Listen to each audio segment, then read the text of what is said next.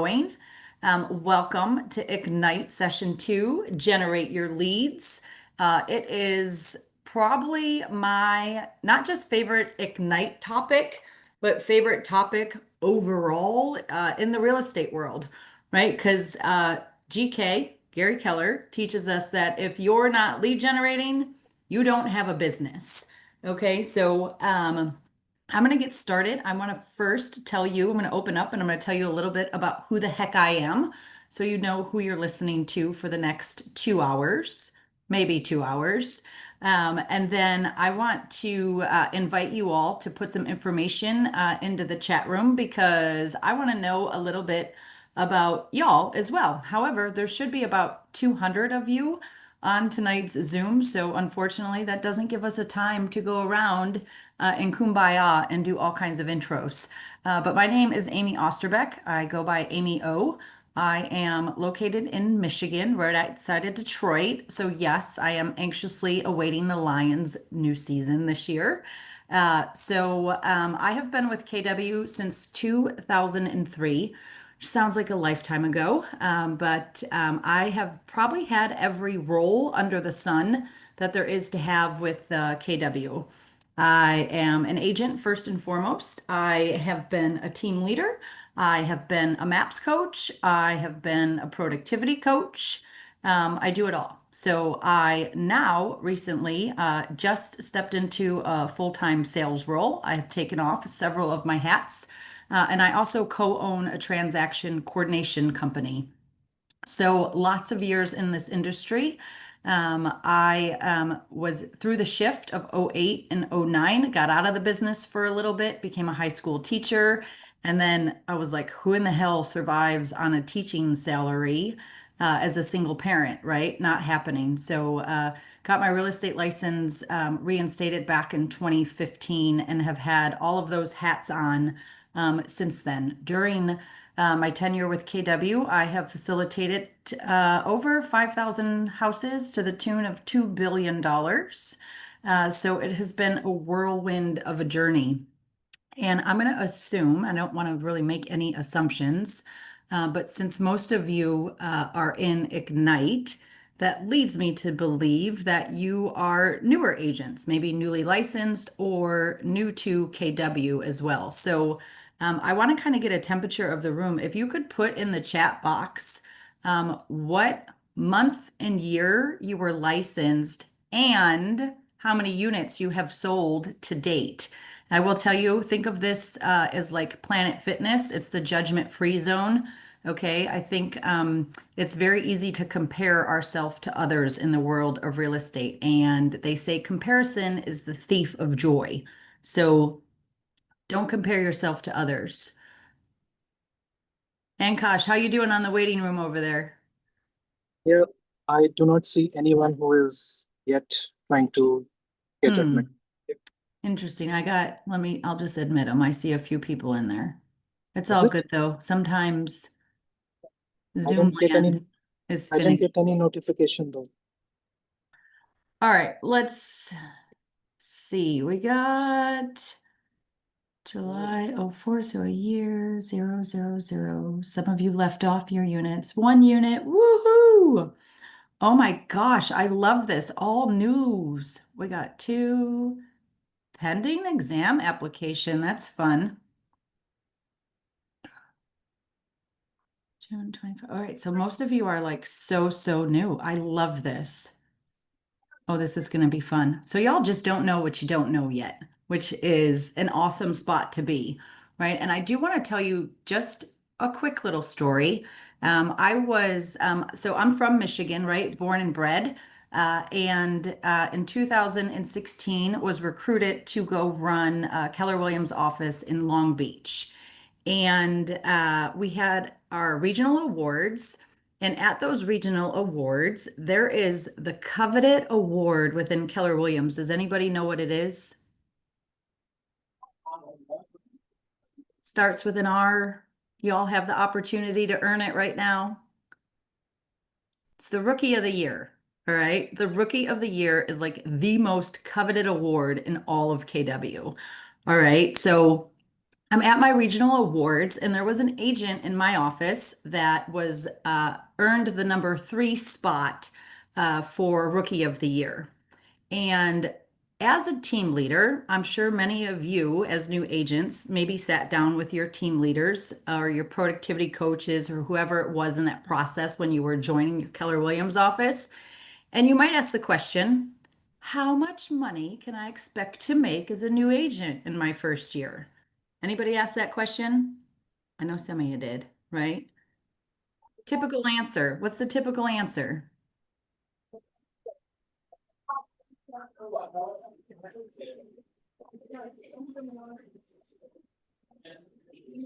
4 to 6% of your database. Now I'm looking for a GCI amount, an annual GCI. How much money do I want to earn? Can I expect to earn in my first year? Do I think I'm going to earn in my first year of real estate? There's one magic answer everybody says. 100,000. $100,000. Yes, $100,000.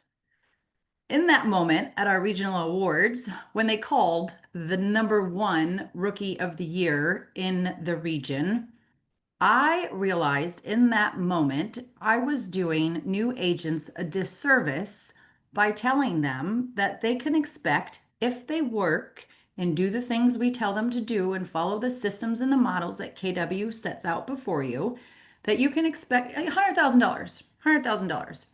Well, our rookie of the year in California, $626,000 their first year in real estate.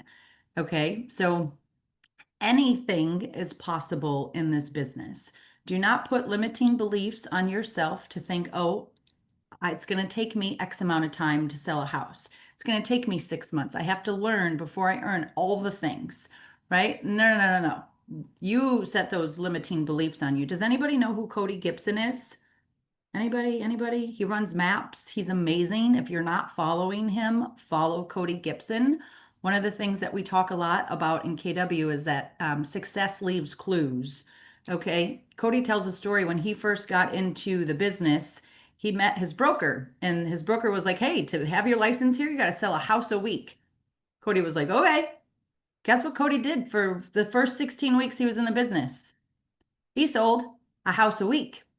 Week 17, he goes into his broker thinking he's going to get fired. He's like, I haven't sold a house this week. And the broker is like, are you kidding me? You've been on fire, right? He didn't know any different.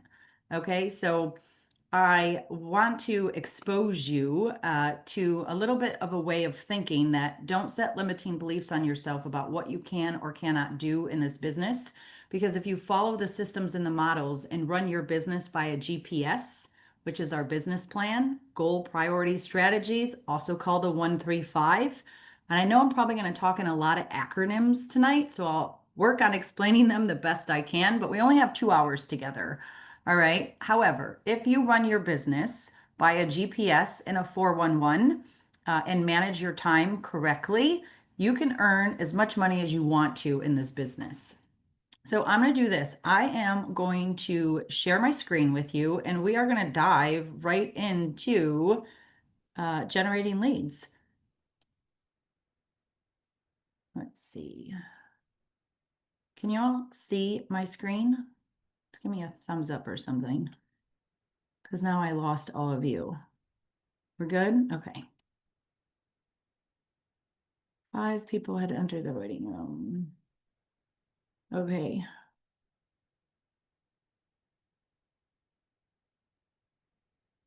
And Kash, I don't know if you can see who's entering the waiting room, but I might have to make somebody else a co-host because I'm not going to be able to talk and teach and manage a waiting room. I'm talented. I'm not that talented though. Sure, because I I didn't think. see any notification, so you can change the host, please. Thanks. Okay, can somebody else want to try to manage co-host and invite people into our waiting room? I don't see many of you, so Oh my God, now I see it. I you have see admitted it? one. Actually, I went to the participants list and I admit all. There Okay, you we're go. good. Good now. Okay, thank you so much. You're welcome. Wait All a right, minute. you guys look, my ADD brain can only do so many things at once. And plus, because we're in a different view now, I can only see like four of you. So I want to do this. I know there are a ton of us on this call. However, oh, one thing I didn't tell you about me, I'm a past high school teacher. Okay. I love teaching. So in that, I also like people to be participatory. Okay. That means you get to engage.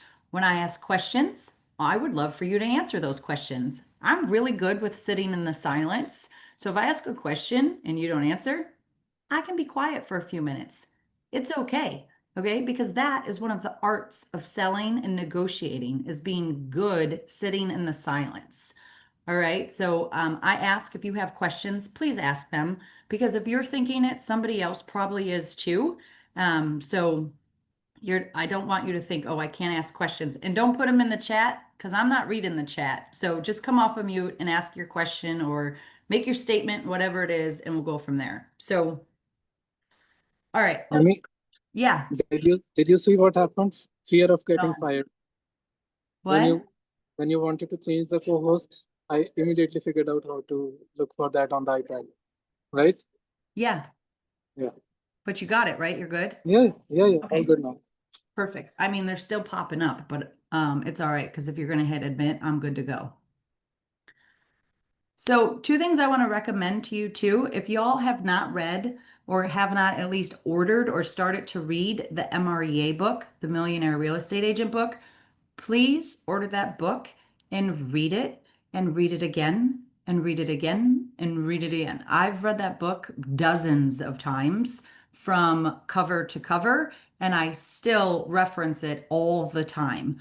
All right. It is the Bible, if you will, in real estate. And there are four models in that book.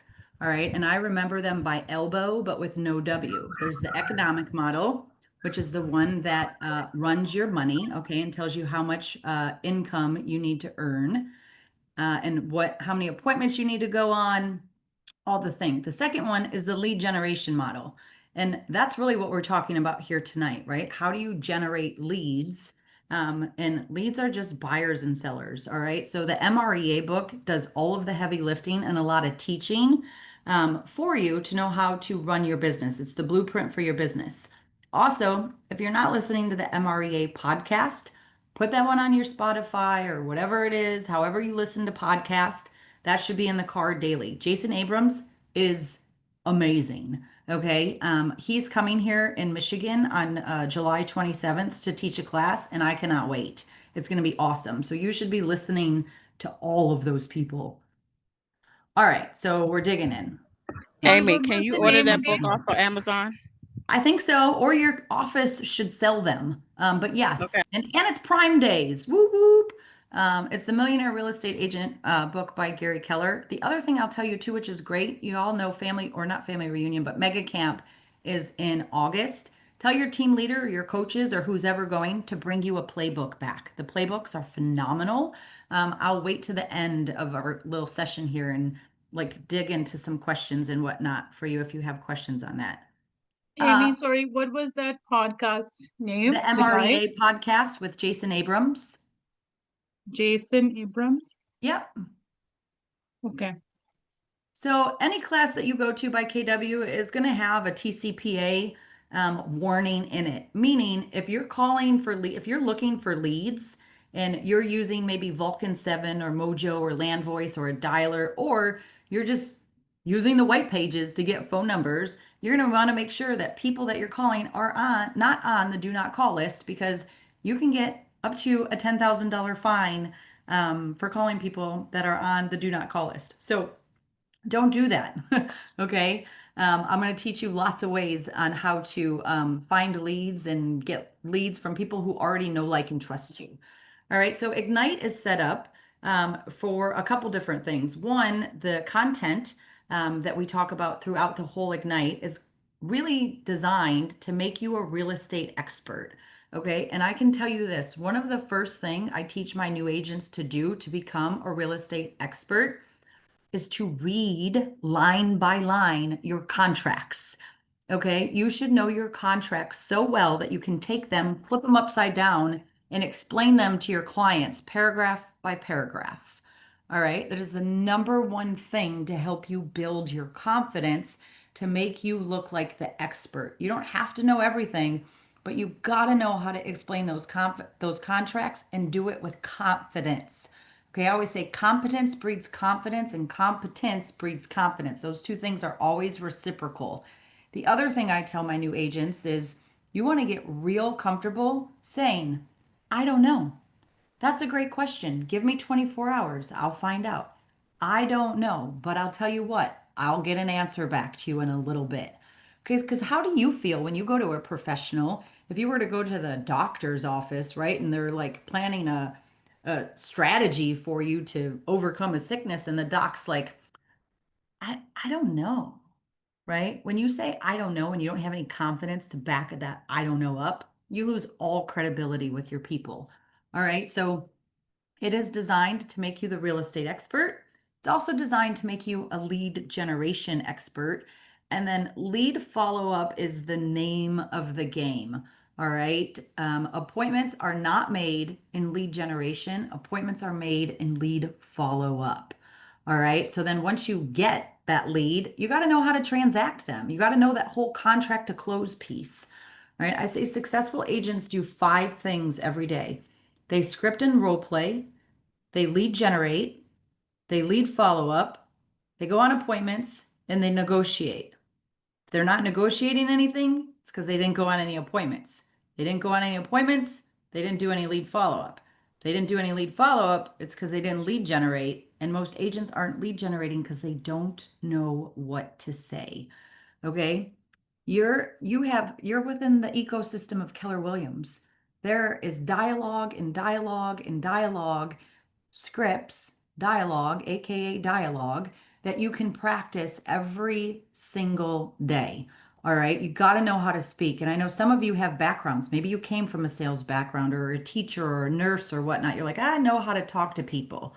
But let me tell you something, being personable and knowing the language of sales, completely different ball game, right? I'll also tell you there is an excellent Facebook page called Exactly What to Role Play, and that's with Phil Jones. Phil Jones wrote a book called Exactly What to Say. He also wrote one, Exactly What to Say for Real Estate Agents. He's phenomenal. All right. His language is based in NLP, which is neuro linguistic programming, and he's a linguistic genius. Follow him, listen to him. Again, success leaves clues. All right, so today we're digging in how to generate your leads and specifically how to generate those leads from your sphere of influence. So there are going to be 5 components that we go over for today. We're going to talk about you as the lead generator, and then we're going to dive into the lead generation model. That model, remember I said it came from the MREA book. That model has changed just a little bit since the MREA book was published 20 plus years ago. It's pretty much the same, but the diagram and some things have changed from it. We're also going to talk about your sphere of influence and what that means and how you communicate with them, and then how you grow your sphere of influence, and then really what are the best lead gen practices.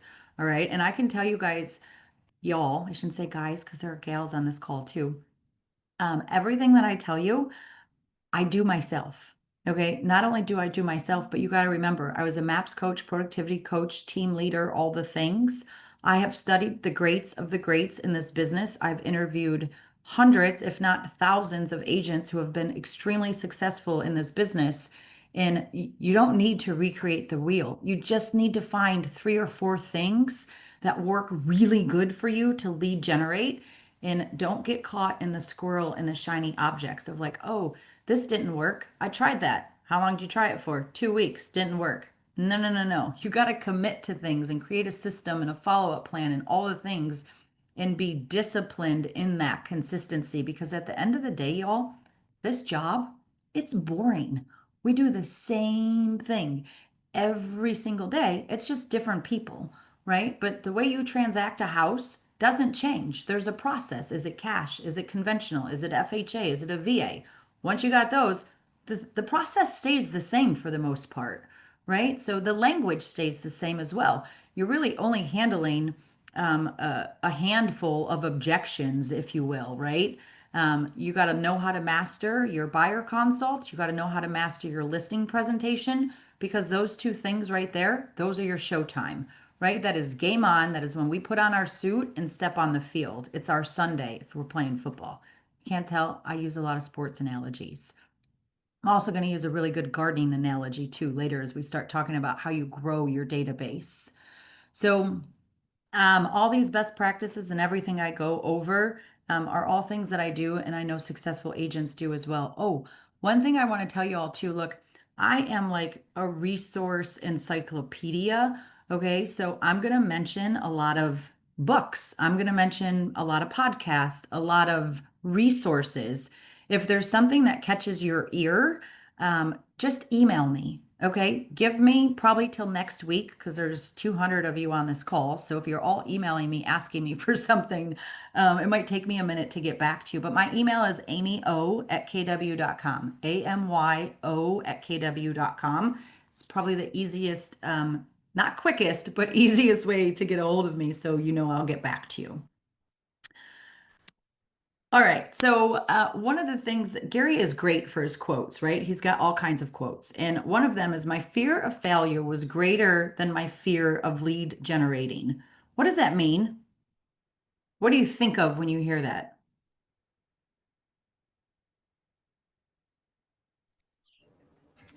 I think that that means like the word no.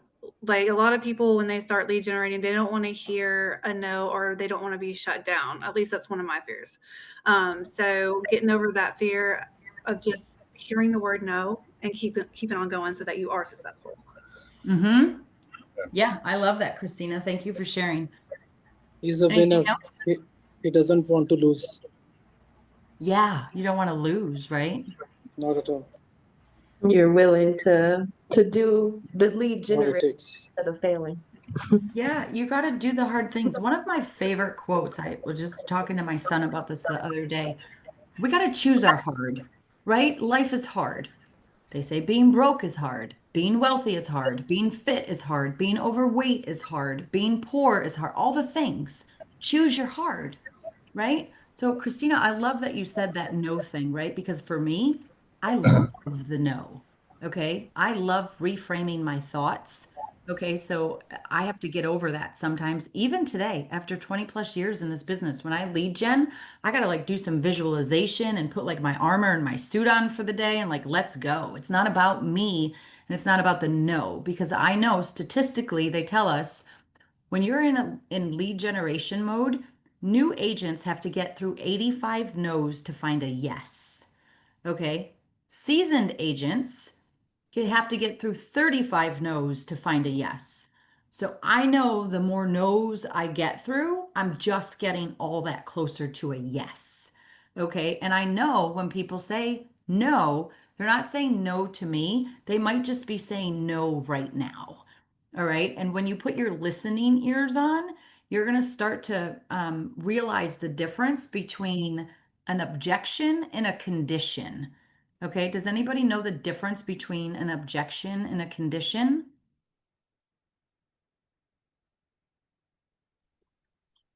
An objection is saying no, and a condition is saying, well, maybe as long as these conditions are met.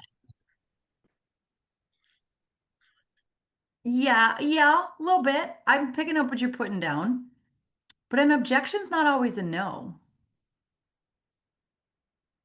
There's another word that we're looking at. See that F word right there? For me, I think a lot of times is that when I get an objection, people just don't have enough information.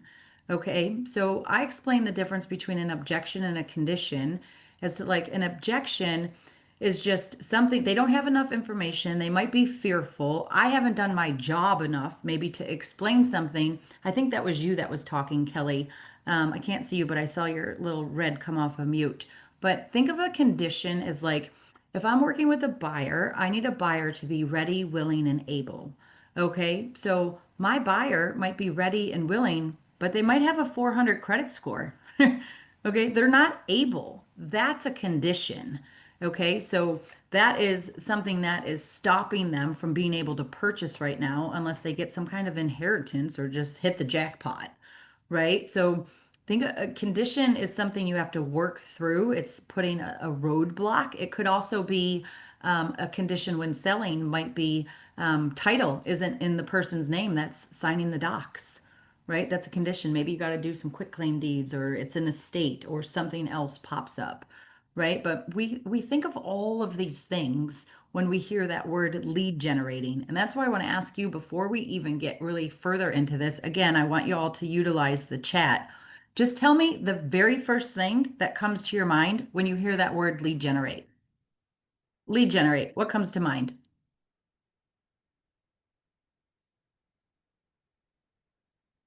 Filling your pipeline. Contacts. Conversations. Yeah, I'm reading the chat. Sorry, guys.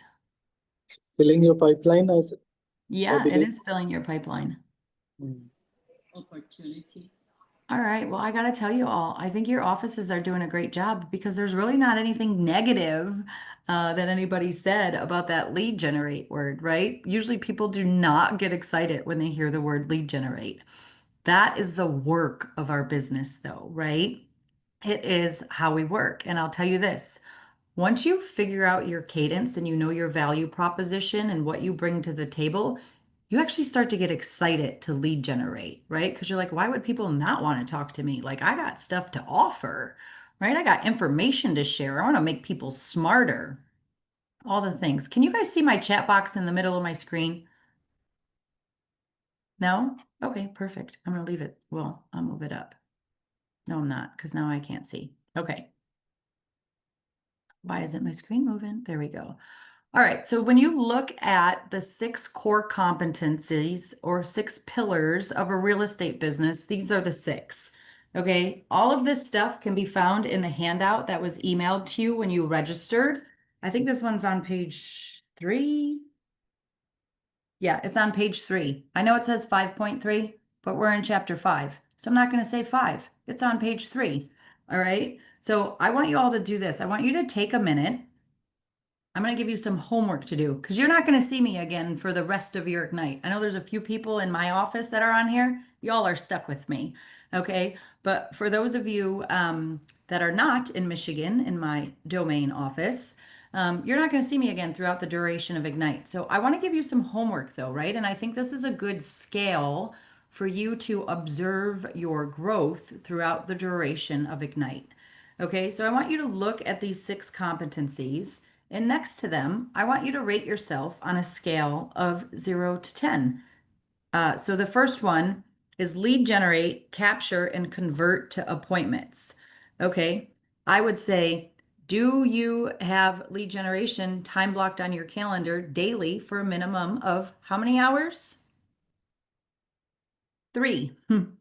3 hours. You should be doing a minimum of 15 hours a week of lead gen. All right. How are you at capturing leads? Are you using command? Are you putting everybody in your database? And then how are you converting conversations to appointments? That's a lot. Okay. But I want you to rate yourself on a scale of 0 to 10. 0 be like, I don't even know what half of that means. What's command? Where do I log in? Or 10 be like, oh no, I've been in this for 7 months humming. Like my systems are a go. I got everything good. All right. Number 2, present to buyers and sellers to get agreement. That means how well is your buyer consult? How well is your listing presentation? When all this hoopla, I'll call it, came about last year in August about the NAR conversations, I'm sure many of you have heard about that. Y'all, I didn't even bat an eye. I have been getting buyer agency contracts signed before I've even taken buyers out since 2003. Okay? It's my system. I don't work for free. If you're not willing to commit to me, I'm not committing to you. Okay? But my buyer consult is so damn good. By the time I get to the end of it, people don't tell me no. It's part of my process. I explain the form. I explain what it means. This is the form that I need you to sign so that I can get to work on your behalf. And I'll tell you what, Nicole, if at any time you're not happy working with me, all you need to do is send me a quick email and let me know. I don't ever want to handcuff somebody that doesn't want to work with me. All this form really does is protect me from the houses that I've already shown you. It's an easy conversation to have when you're used to having it. Okay, so do you have a system for a buyer presentation and a listing consult? The minute I set a listing appointment, I send a calendar invite and I send an email to my clients. It's a lengthy email with information, right? You guys got to remember I'm a past teacher. I'm educating my clients every step of the way. You set a doctor's appointment. Do you get a text message in 5 minutes reminding you of your doctor's appointment? Yes, you do. If you don't, you're at the wrong doctor's office. Just kidding. But you do, right? You have to set yourselves up to look like professionals as well. So how well is your presentation? Do you know how to show houses?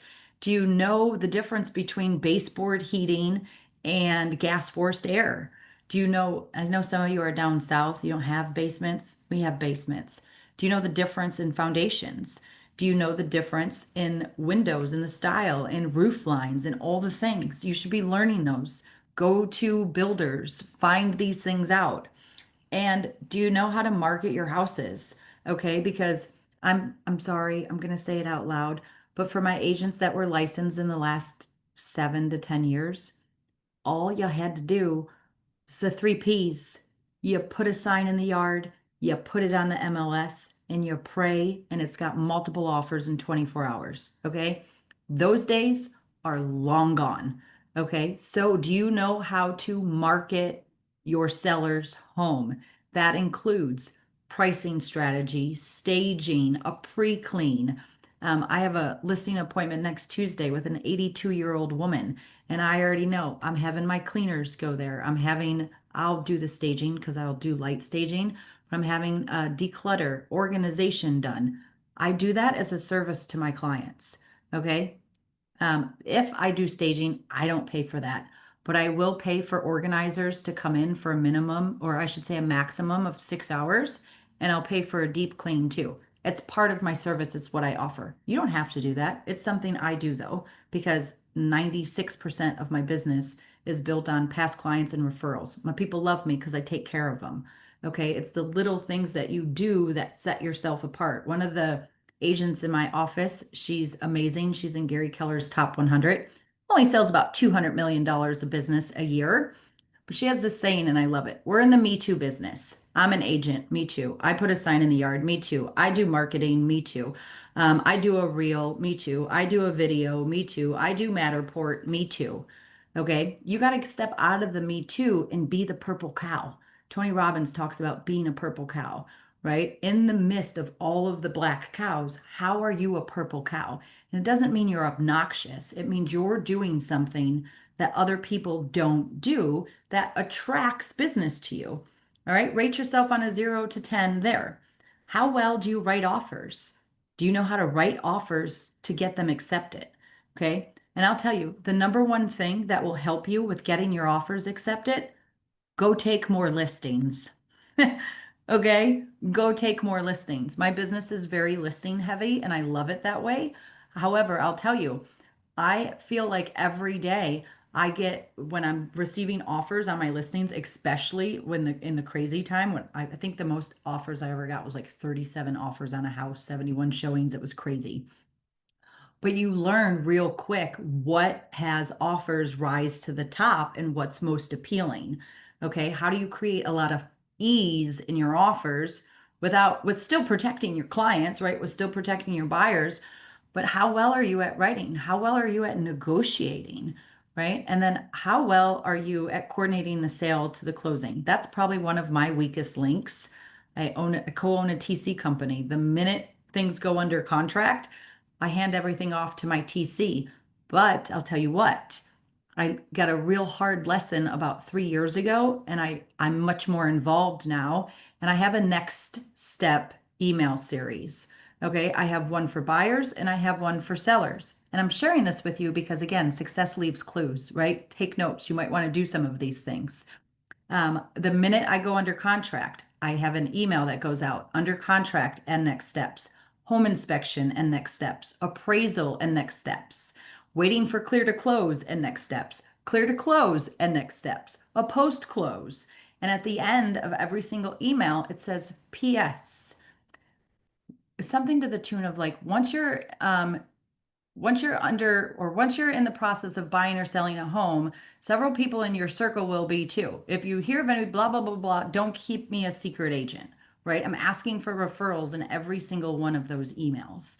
And it's already done. It's a canned template that you can do in Gmail. It's amazing. And it helps me profusely. I love it. And then the biggest thing, how well are you at managing your money? Okay, I can tell you guys, after coaching hundreds of agents, there is nothing that makes me more heartsick than seeing agents at tax time. Okay, it's awful. Y'all don't manage your money. There's a piece of Ignite, and I'm just going to talk about it right now. At a very minimum, you should take 20% of every single commission check you receive and put it in a separate account titled taxes and don't touch it. Okay. The minute you get your commission check, 20% comes out, it goes in a commission or a tax account, and you do not touch it. You have that at the end of the year to either pay your taxes, pay your quarterlies, or you get a Christmas bonus. Okay. Either way, it's going to save your tail at the end of the year. It's such a simple habit to get into because if you're getting a $10,000 commission check, you're not earning that $10,000. Okay. You get like a third of it, maybe a little bit more. But when you really start running a business, it's phenomenal. And I'll tell you, the book that helped me probably the most with that is Profit First by Michael. I can't say his last name, but it is a great book that really helps you manage your money. Also, in MREA, you can go right to the budget model and it talks about red light, green light. Because look, y'all, once you get your license, I'm sure you've experienced this. In the last 30 or 60 days, your emails blow up, your phones blow up. Oh, hey, buy this, buy that, buy these leads, do this, blah, blah, blah, blah, blah. All the things. Ignore the noise. Okay, there is no secret sauce. If it were that easy to buy something and have your business explode, we wouldn't have an 85% dropout rate of real estate agents in their first 18 months of getting their license. Okay, so yes, congratulations. You've just entered a field that has an 85% dropout rate in the first 18 months. What are you going to do differently to ensure that you're part of the 15%? So lots of different lead generation fears and myths. People think that lead generation is difficult. They think we don't have time to lead generate. I just started coaching a newer agent in my office. She's been in the business for 3 years, not 30, 3 years. She's closed 20 units this year. All right. She's a boss babe. She's rocking and rolling. And I met with her yesterday and she had all of this stuff happen in her life. And I'm looking at her calendar because I make my clients share their calendar with me. Because Diana Kokoska used to say, I'll show you how successful you're going to be. Show me your calendar and show me your checkbook. I want to know how you manage your time and how you manage your money. Okay. Those two things equate to success. But Britt, I was going over her calendar with her and she was saying, oh, I got to take the lead generation time off because I'm just, I'm working on cleaning up my database this week. I got 1,200 people in there and it's a mess and blah, blah, blah, blah, blah. And I just looked at her and I didn't say a word. And I was like, no, no, no, no, no, no, no. Okay, that's the last thing that goes is your lead generation. So I was like, okay, well, I'm going to tell you this. You just wiped 15 hours of lead generation off your calendar this week. Where are you making it up before the month ends? Okay, so she put 4 hours back on and she committed to adding those hours to her next week and next week and next week. I'm never going to recommend the last thing you do is remove your lead generation time, but we do it all the time. Oh, I got to show houses. Oh, I'm under contract. Oh, I got to go to this class. That lead generation time stays on your calendar in the morning from 9 to 12 every single day, and it does not move. Okay, it doesn't move. We also say, I don't know what to say. I'm new. Nobody wants to work with me. I haven't even sold a house yet. Okay. You're going to figure out what to say real quick. Work with your coaches, your team leaders, successful agents in your office. Go interview. You should be interviewing an agent a week right now, whether they're in your office or in your community. Say, hey, can I buy you a coffee? I want to pick your brain for 15 minutes. What did you do when you got started, right? Success leaves clues. How did you handle the conversation of your brand new? All the things. I'm afraid of making mistakes. Get over yourself. 22 years in the business, I make mistakes every day. Okay? every day. I learn from them, I grow, and I move forward. At the end of the day, I'm not killing anybody. I'm good. Okay. This is not neuroscience. I'm not performing surgery over here. I'm selling houses. Okay. I own up for my mistakes lots of times. I shouldn't say lots of times, several times though. I've had to open my checkbook for my mistakes.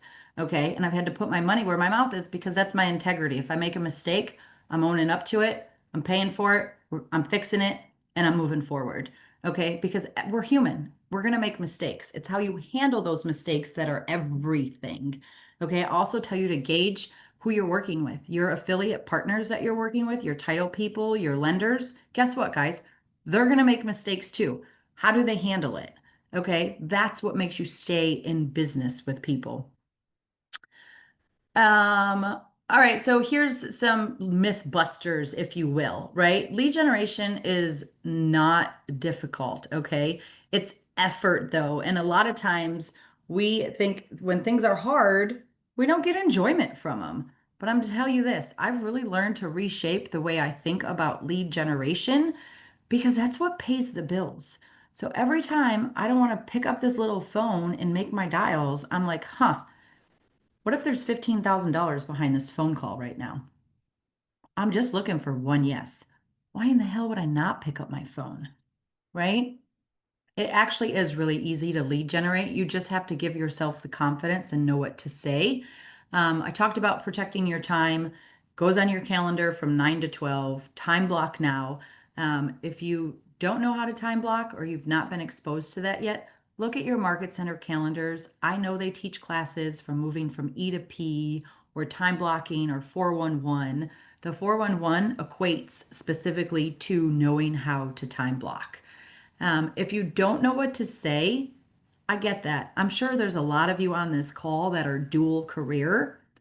I'll tell you this, you have my heart, okay? My dual career people do the best in my office. When I got back into the business after teaching high school, while I was still teaching high school, coaching CrossFit 2 times a week because I couldn't afford the membership, bartending on the weekends, and raising 2 kids on my own, I penned 8 deals my first quarter back in the business while I was doing all of those things.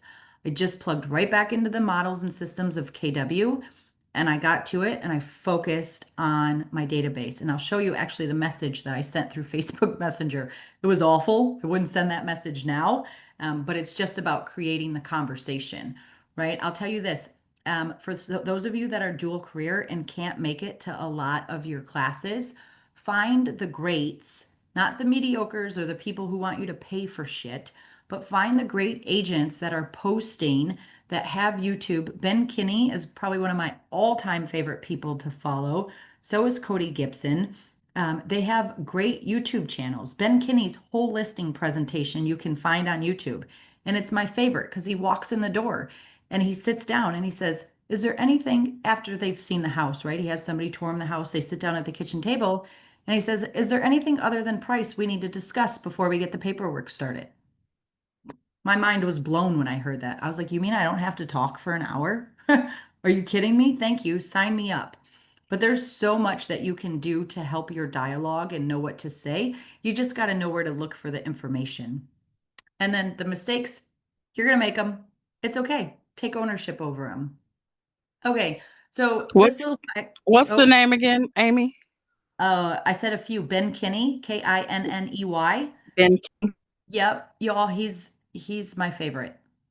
I literally have a picture of him in my office. He's my favorite. I love that man. He's a genius. He owns Place. He just bought Remine. He owns Brevity. Like he's a genius, and his dialogue is amazing. And he's got this whole rags to riches story. He literally grew up in Washington with no running water in his house. He was dirt poor. He's got a great story. Listen to it one day. Gary interviewed him on stage at Mega Camp eons ago, and he's like consistently the #1 agent in all of Keller Williams. So All right, again, do success leaves clues. we have his podcast, Simi? Ben Kinney? Yeah, he has a podcast. It's called Win, Make, Give, and it's amazing. And he goes Win over what? Win, Make, Give.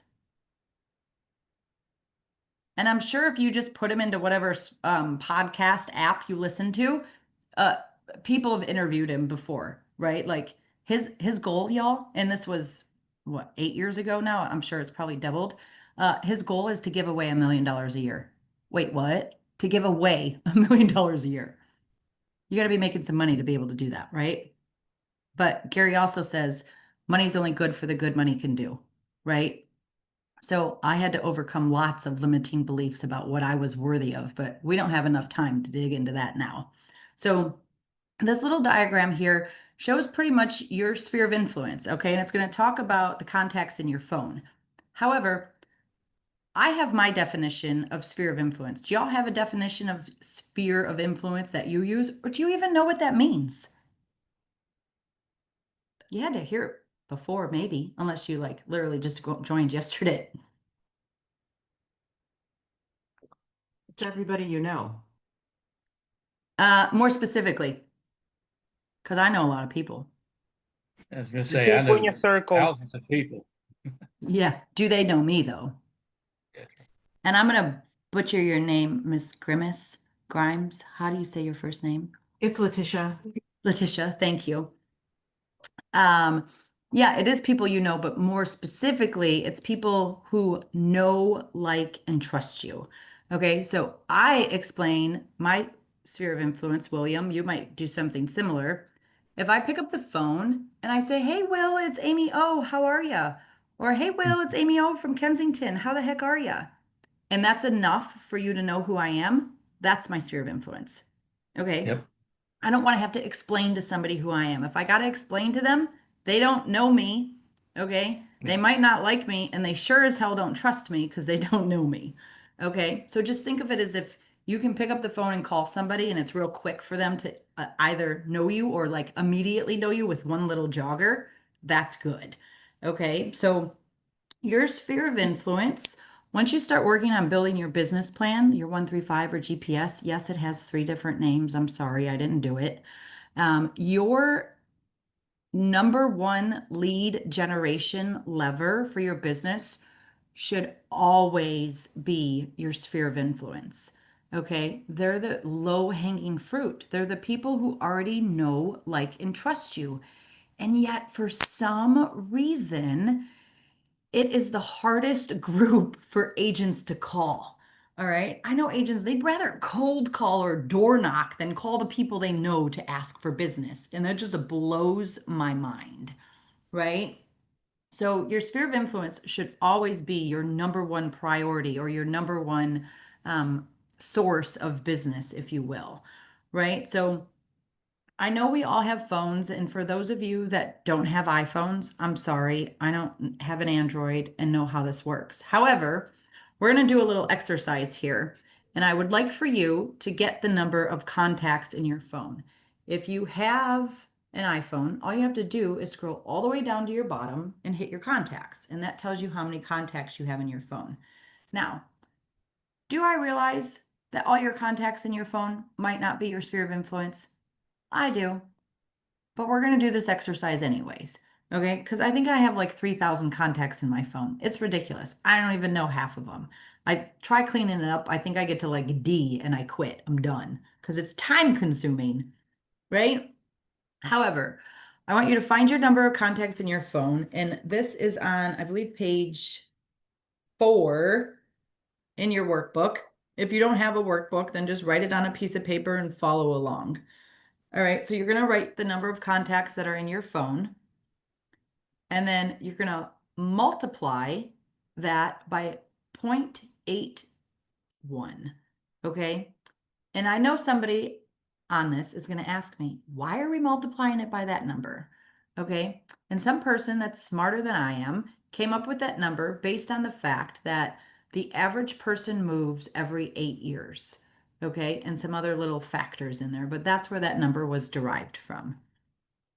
So then you also are going to multiply the number of contacts in your phone by 0.10, meaning you can expect 10% referrals from people who are in your phone. I just got a referral today. I loved it. I woke up to a text message that was like, "Hey, my friend needs to sell and she needs to buy." I was like, I love when that happens. right? That's like the realtor lotto. But she does that because I stay in communication with her. She's on my 36 touch. She's referred me before. She actually shared a really nice Facebook post too the other day of another seller that I had and just shared it and tagged me in it and was like, if you ever need a realtor, call Amy O. And I was like, oh, that was really nice. So you know what I did? I wrote her a handwritten card and gave her a $10 Starbucks card. And I was like, thanks a latte for sharing that Facebook post. I really appreciate it. And what do I wake up to today? A referral from her. $800,000 worth of business. Thank you. That's how easy it can be. Okay, so now what you're going to do is you're going to add B and C together. And then I love this slide because y'all, a typical, it should say compensation. Ignite hasn't been updated since NAR standards. But I don't know who's selling houses and getting compensated $5,000. Okay. I know most of you are in the southern market, but houses don't really exist for $200,000 anymore or below. Okay. I did sell one last month for 173, but it had a fuse box in it still. It was a complete gut job. So figure out your average compensation for your market. And I know some of you are new, and you're like, well, I don't know how to do that. So this is what I recommend. A couple of things, okay? Think about who's in your sphere of influence. Where are these people living? My office is in a city called Birmingham, Michigan, which is in Oakland County, which is one of the fifth wealthiest zip codes in the entire United States. Who knew? In Michigan, right? The agent that I told you about in my office, it's the Me Too lady who sells 200 million. Her average sales price is 1.1. Okay, that's not my average sales price. My average sales price is 485. So to know what you think yours could be, think about where you're going to do business. Think about where your sphere of influence is living. Okay, what neighborhoods are they living in? Some of those might be $200,000 homes. Some of them might be 500. Some of them might be a million. That's how you figure out what you think your typical compensation is going to be. Okay, some of you, I also know an agent that I coached in California, and when she got into the business, she was a recovering drug addict. Okay, she literally spent like 20 plus years as a druggie and got clean, and it was clean for 30 years to the day she passed away. Okay, so she tells a story and she's actually pretty funny about it. She's like, when I got into the business, I didn't have anybody that was buying houses. My friends were buying crack. Okay, so some of you might need to recreate your sphere of influence. Maybe you need to join different networking groups. Think about where you spend your time. Any questions with that part so far? I had a question. Yeah. Well, it's not really a question, but I live 30 minutes from Loudoun County, Virginia, where homes over there are $1, $2, $3 million. And I live in West Virginia where you can still buy brand new homes for 250, 270. So do I want to go to Loudoun County? Any day. But unfortunately, I live over here, so I'll sell whatever. But it's a big, wide range of commissions. Yeah, it is. But and William, how long have you been in the business for? A year. I have a full-time job. I've been in transportation for 27 years, but I still manage to put 50 hours in a week doing this. I love it. Yeah, me too. But Well, it doesn't matter if it's a small commission or a big commission, I'll do it. 100%, right? Because sometimes those smaller ones, oh man, they trickle. They really They trickle. do. I could tell you story after story after story. I had a guy that went to sell a house. This was like 7 years ago, where he still could buy a house in East Detroit for like $50,000. And he was a top producer. And he tells a story. He's like, I went to go meet a guy. Sign called me on a $50,000 listing I had. He's like, I could have had another agent in my office go, but I like the business, right? He's like, even if it's just Yeah. a couple grand, I don't care. I'm doing it. Well, that guy was buying that house for his daughter and then ended up buying like a $700,000 house on the lake like 3 months later through Greg. Yeah. Yeah. Those they'll trickle, right? So don't ever turn business down because it's how you manage the client and how you get referrals. So I told you all, Exactly. I just closed a $173,000 house last month. I also what was my highest sale this year? I think 1.2. Okay, that's a big range. Okay, that's a $3,000 compensation check to $30,000 compensation check. It's a big range, but at the end of the day, you're still going to have an average.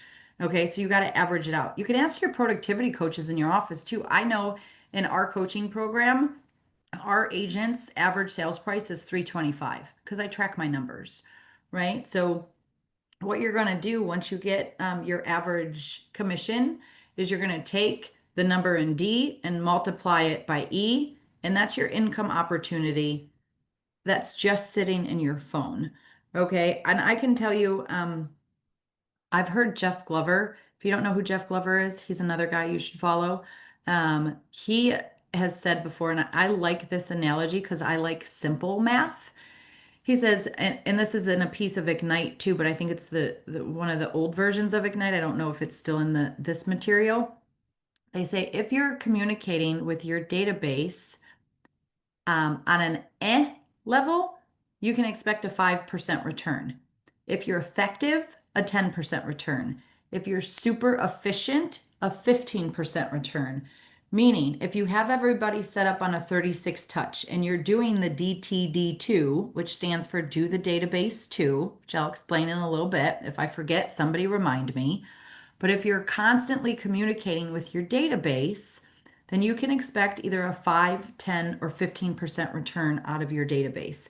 So if you have 250 people in there, if you're doing it at an okay, good level, you can expect 25 closed transactions. That's a good business, y'all, right? Just from doing, and if you expand upon that, you get better at it.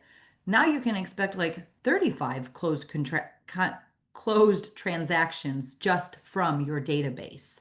Okay, because remember, you're going to have a minimum of, or a minimum of 3, but no more than 5 lead gen levers. One is always going to be your sphere of influence. So if I'm getting 25 units from my sphere of influence, what are my other 2 lead gen levers that I'm doing? Right? Maybe they're open houses, door knocking, circle prospecting, FISBOs, expireds. There's a plethora of things that you can do. Okay, but your database should be dialed down so that you're getting the bulk of your business from it. And I mentioned a 36 touch. Does anybody know what a 36 touch means and where it came from? The science behind it, if you will. Somebody's got to think something.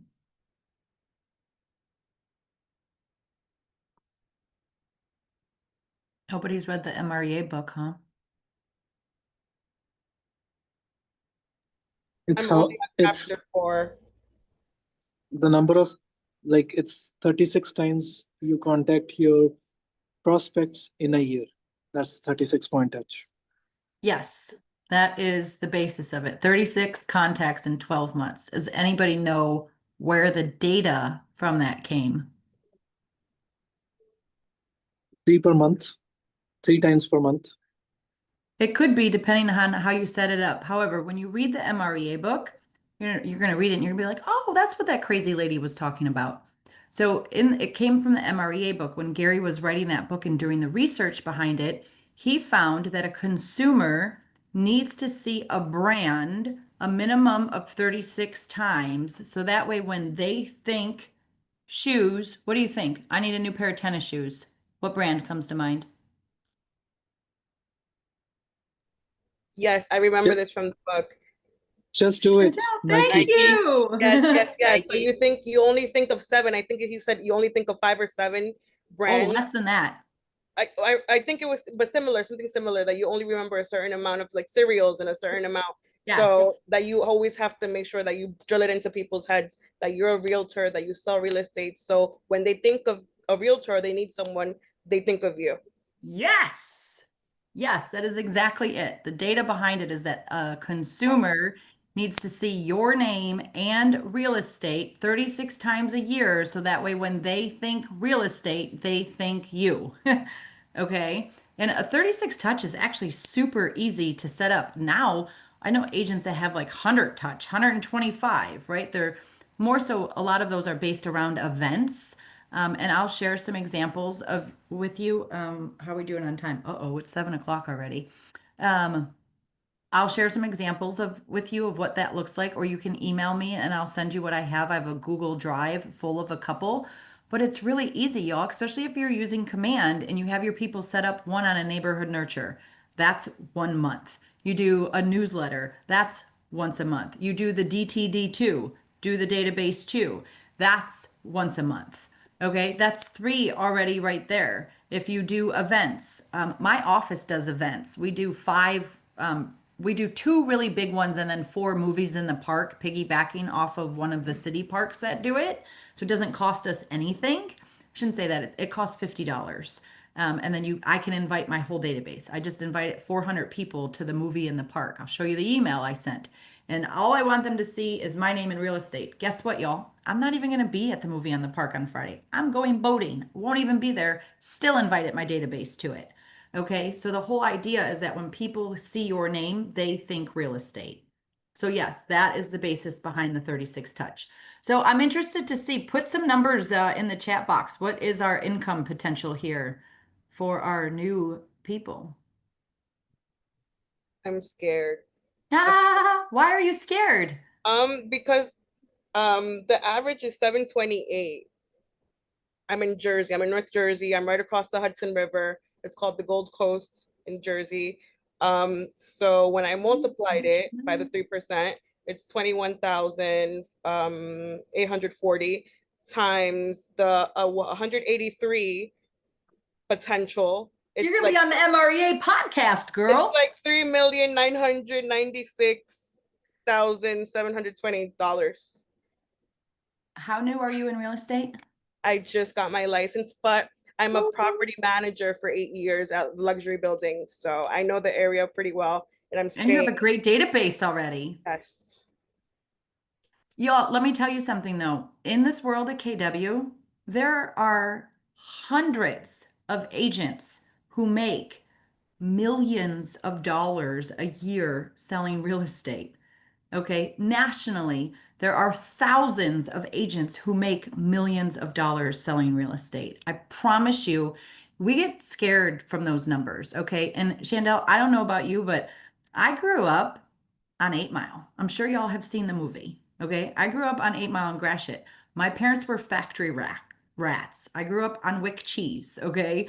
So for me, wrapping my head around the fact that, wait, I can earn that much money. There's an exercise that they used to do in Bold, and I loved it. Okay. And it's all about getting over the fear of earning that money.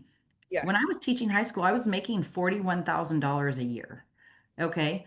The first time I made that in a month selling real estate, I was like, oh my God, I just made my income in a month. And then I did it in a week. And then I've done it in one day. And I'm like, it makes like literally I want to cry, right? Like I'm so full of gratitude for what we get to do every day and get paid for it. But I also know there's nobody that works like I do. There's nobody that knows this market like I do. There's nobody that knows this business like I do, right? And I bring it every single day for my clients. And if I don't know it, I'll find out, right? I need a database, an SOI like yesterday. Kelly, I love that you said that. That's awesome. I'm so sorry to interrupt you, ma'am. Can I ask a question if it's okay? Yes, of course. Wonderful, ma'am. So I'm very new. I think I'm 1 month in. This is my first class, or yesterday was my first class. I'm trying to find out. I have 2 people who have reached out to me that want to sell their home. One sell their home and one buy a home, but I don't even know what to do. What's my Jose, next you're so step? cute. So look, I can't tell you that information because I'm not in the same state as you, right? I will tell you this. Email me, amyo@kw. You do it now or by the time we get off of this, and I'll give you some advice and who you should see in your office that can help you like tomorrow. Okay, because I always tell my new agents too, because I have had people join my office and literally like the day they walk in the door and they're like, my mom wants to sell or my cousin, like I have people and I don't know what to do. Right?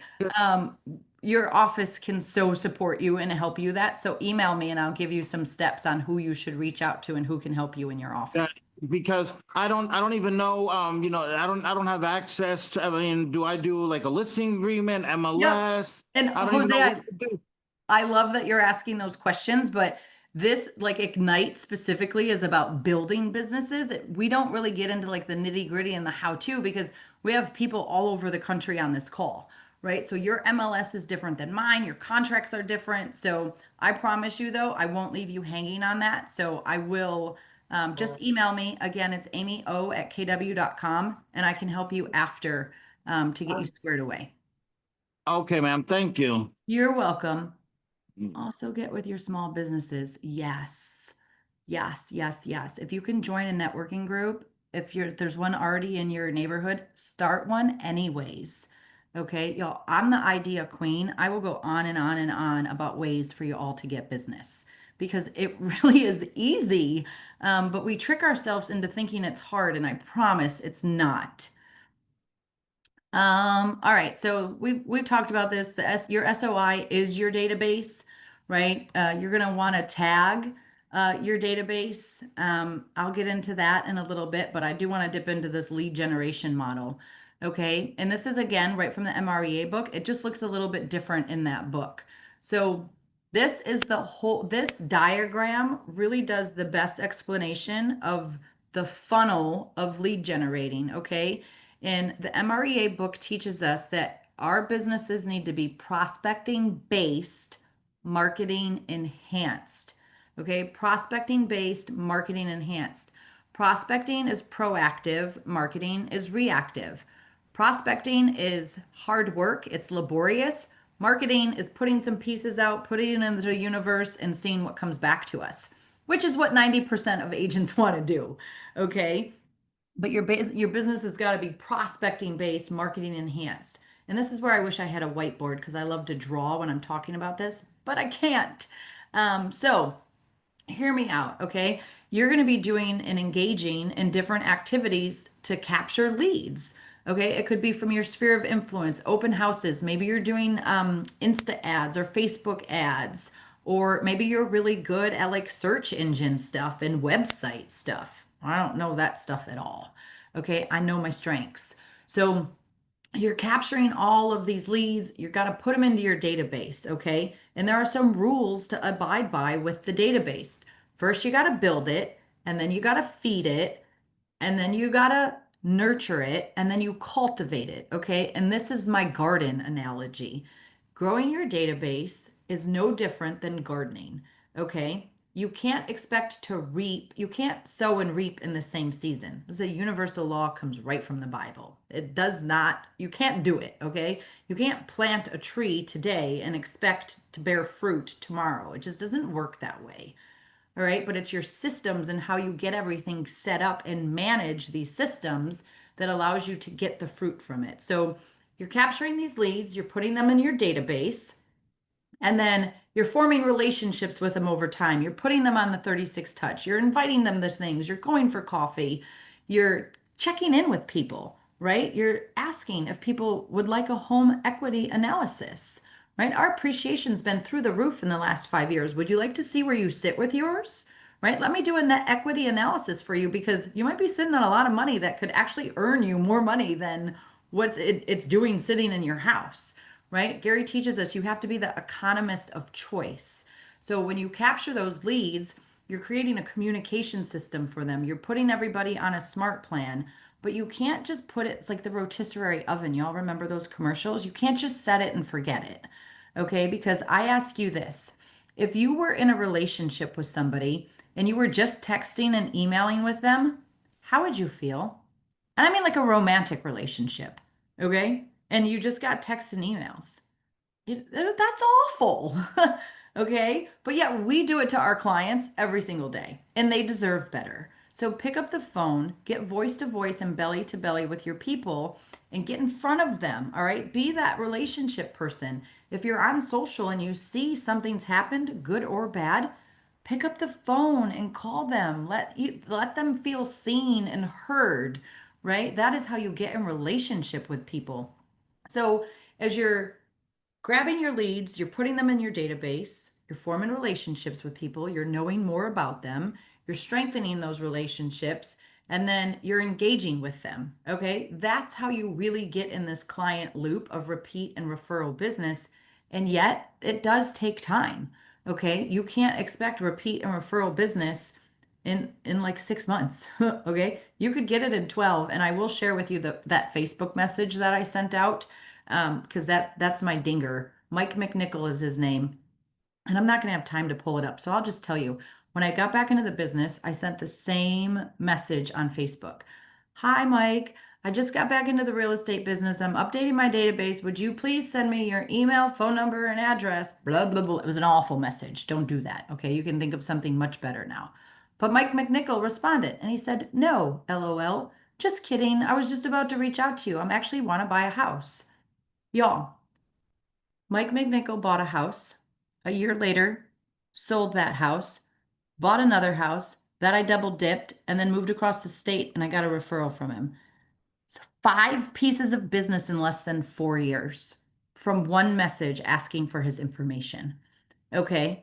It really is not that complicated to stay in contact with our people, get the information, stay in communication with them. But really, to really build a solid repeat and referral business, it does take a few years, and that's okay because we're always looking for today and tomorrow's business.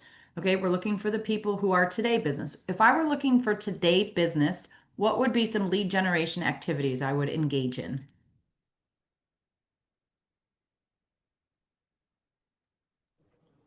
I would say open houses. and we're bringing Absolutely. buyers. Catfished. Nancy, how did you get catfished? That's funny. I love that word, by the way. I tell that to my buyers. Don't be scared to look at a house because houses will catfish you too. Good and bad. Open houses, FSBOs, expireds. You don't have a way to access FSBOs or expireds? Go on Zillow. Look for sale by owners. Go knock on their door. You don't just got to call them. Be a pattern interrupt. Be the purple cow. I know an agent is one of the top guys in the country. He's based here out of Michigan, sells over 1,000 units a year. We went out last Friday night and we were in conversation and I was like, hey, are you back in production now? Because he just made a couple posts that made me think that. He's like, yeah. He's like, all of my agents, they've pretty much, most of them on my team are brand new, like less than 7 years. My top guy sold 20 million last year and he's down to like 4. And he's saying he's not getting any more leads. And I'm like, you have to go find the leads. And I was like, oh, so you did like a hold my beer thing. He's like, I sure did. He's like, I'm not taking any ISA leads. I'm not taking any leads that come in from any of our lead gen platforms. I'm just calling my sphere of influence and I'm doing open houses. He put $5.1 million of business together last month from calling his sphere of influence and doing open houses. Open houses right now are killing it for me. They're my number one source of business outside of my sphere of influence. But you got to be good at them. You got to do enough of them. You want to know how to do open houses? Take a Saturday and Sunday and go see how people in your area are doing open houses. You'll learn real quick what to do and what not to do. Okay, you'll get real good at it. I always say, go see agents in their natural habitat. Okay, go see what they're doing, what's working well, what's not. What else is now business? Amy, Yeah. real quick, for the open house, because I was checking and there's an open house this Saturday around my area and I want to go. When I go, I just go, I don't say anything, right? I'm just going to observe. I don't gotta, I wouldn't announce that I'm a realtor right there. Is this an agent you know or don't know? No, I just went on Zillow and I found, and I was like, oh, one, I'm so curious about the house because it's a beautiful Victorian house, so I want to see it. And then I was like, oh, I know that in yesterday's class it said just go to open houses so that way you can familiarize yourself. Yeah, But I didn't know. Look, Nancy, that question, I'm going to answer you for me. I don't like lying. Okay. It just doesn't feel good for me. But I also don't want to give away my goods. Okay. Because I want to see how they do things. Right. So it depends. Sometimes open houses are super busy and sometimes they're not very busy at all. Right. So you might be there when there's other people there and you can kind of just scooze by and observe. But then you also might be engaged in a conversation with somebody. So I might just say something, oh, I'm just looking for a friend, right? But I like to think I have split personalities. So that friend might be one of my other personalities that I'm looking for, right? I'm also an investor. So I could say, oh, I'm just looking for an investor friend of mine, right? So you have to do what's comfortable for you, or you could tell on yourself too and be like, you know what? I actually just got into the business and saw that you were hosting an open house, and I really just wanted to come by and see how you did things. And that's cool too, right? You have to do something that feels comfortable for you. But some agents are weird with that too, right? But you can never like, don't ever put your agent hat on when you're in somebody else's open house. That's a no-no. Okay. You don't ever put your agent hat on, even if you know the answer. If somebody's asking something, bloop, no. Right? You need to be respectful in that space. But there, you guys, there's so many ways to get the now business. It's absurd. Okay. You can, I have a other computer. My daughter just yelled at me because it's got stickers on it on the outside. It says, ask me about real estate. I'm a realtor. You're a home girl, all the things.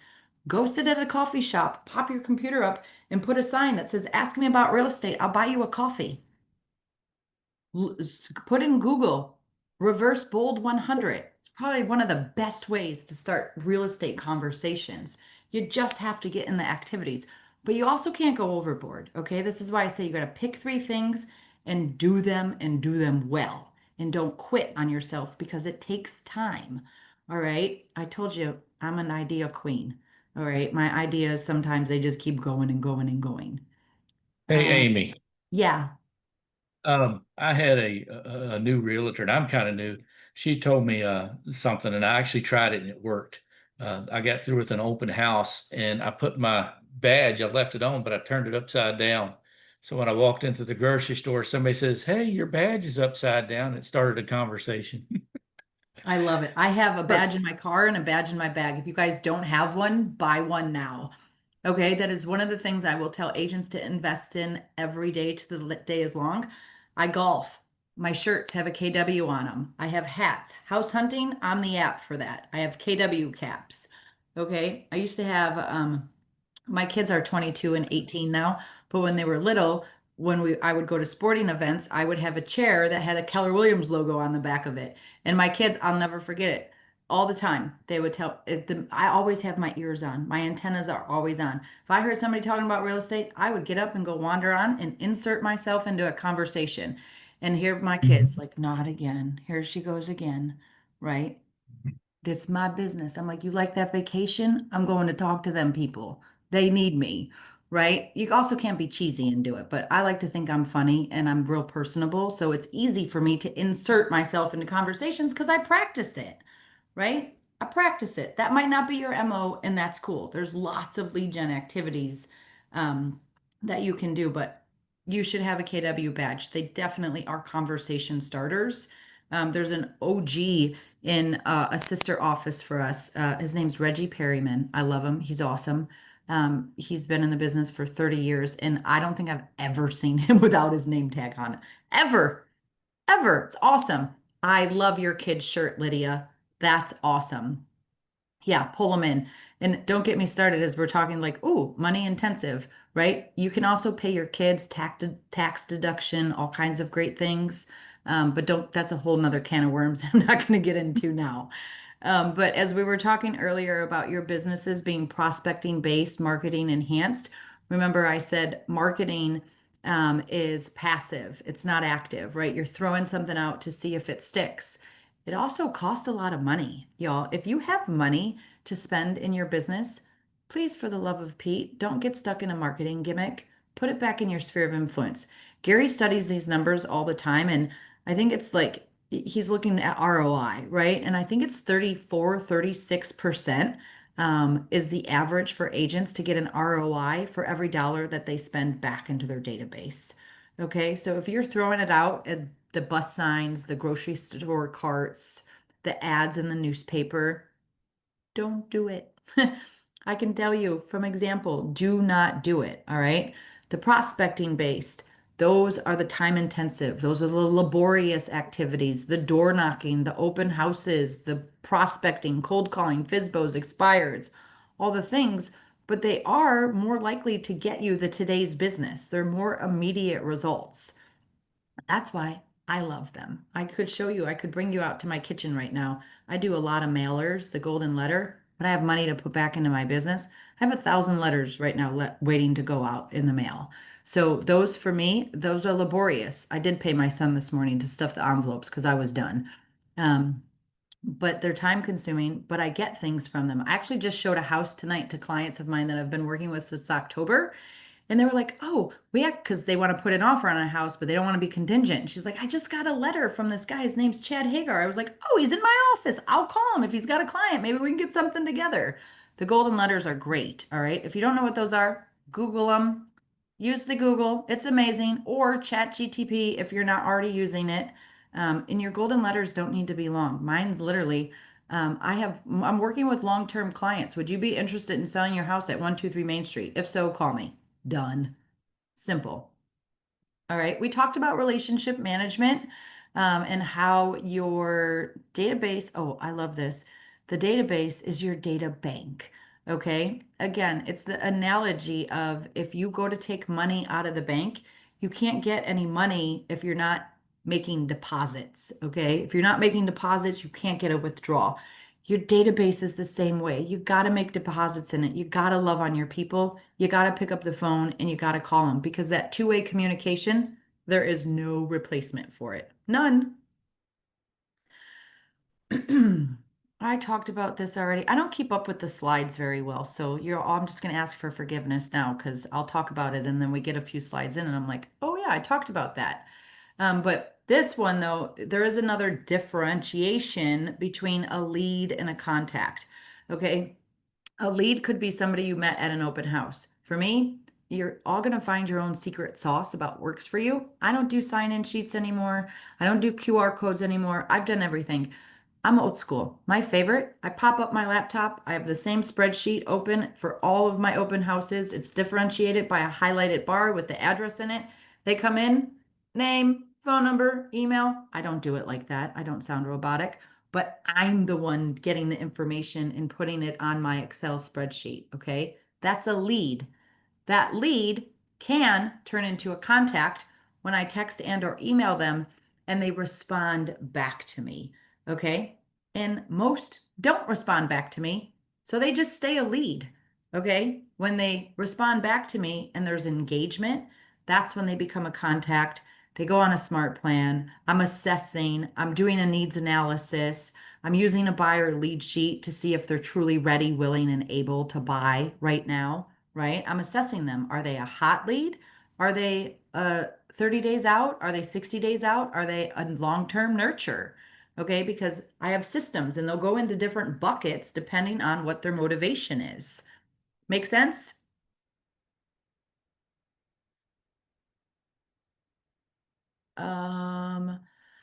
Okay, sorry, I was reading the chat. Oh,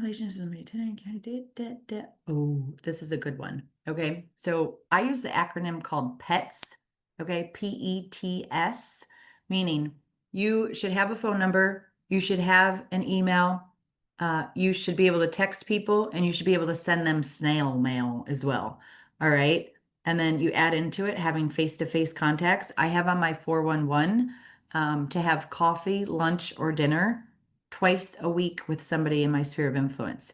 I got to eat. I might as well do it with somebody. And no, I don't buy the bill. Okay. So don't think you need to always be spending money and take people out. Okay. You just want to catch up with people. But PETS, you need to be able to phone them. You need to be able to email them. You need to text message them and you need to be able to send them snail mail. I can tell you too, when you have all of that information and it's in command, your database health score is going to be nice and robust. Okay. In command, and I know lots of you are new still, but in command, when you scroll down to the bottom on the first page, you have your database health score, and it basically is like your vitals. Okay. So if you look there, it will tell you for the number of people that you have in your database, what percentage of them have phone numbers, emails, and addresses. And every time I look, and you can compare like your market center or you like yours to people in your market center or people in your region, y'all, it blows my mind that the number one thing that people don't have the most of is addresses. I'm like, what do we sell? We sell houses, right? But people buy email lists and they do all these things and they don't have their addresses. I love snail mail. I send snail mail all the time, at least twice a year. Well, sometimes 3. I do a Lions football schedule because everybody loves the Lions. I used to do the Tigers because the season's longer and I'd stay up on the fridge longer. But everybody loves the Detroit Lions right now, so I'm all about my Lions. And then at the beginning, What's snail mail? snail mail is through the post office, postage. See, I got like lots of postage in here. I also have cards. I do lots of handwritten cards. Yes, that's me on the front. It says shine on, and the back says your homegirl since 2004. So anytime somebody gives me a referral, I say, thanks a lot for referring me, blah, blah, blah, blah, blah. And I send them a $10 Starbucks card. Because you always want to thank the referral the minute you get the referral. It's just like parenting. You're rewarding the good behavior immediately. Okay. You can't reward a kid 6 months later for doing something yesterday. They're like, what the hell are you talking about, Mom? I don't even remember that. Okay. And the life cycle of a deal sometimes can take a long time. So these agents that wait to thank the referrals at the day of closing, I'm like, you missed an opportunity, right? Again, you want to create systems. So I love snail mail, Will, because most people open their mail, right? I know it doesn't get missed that way. People unsubscribe from your emails, it goes in the junk, doesn't matter, right? I know if it gets to their house, they're going to see it. So those are the modes of communication that you want to make sure you have for everybody that is set up in your database. That's how you communicate effectively with everybody, is to be able to communicate via those modes. All right. And then again, that's what leads to new, repeat, and referral business. Okay. Again, lead generation, it's on your calendar every single day. Okay. If it's not on there every single day, it needs to be a minimum of 15 hours a week. Because I get you're new, you might have dual careers. Yes, you have kids, all of the things, all of life, right? But I can promise you, if you're not prioritizing lead generation, you're going to be out of the business. All right. And it's got to be time blocked. And I will tell you, it does determine the size of your business. 100%. Your lead generation habits will determine the size of your business.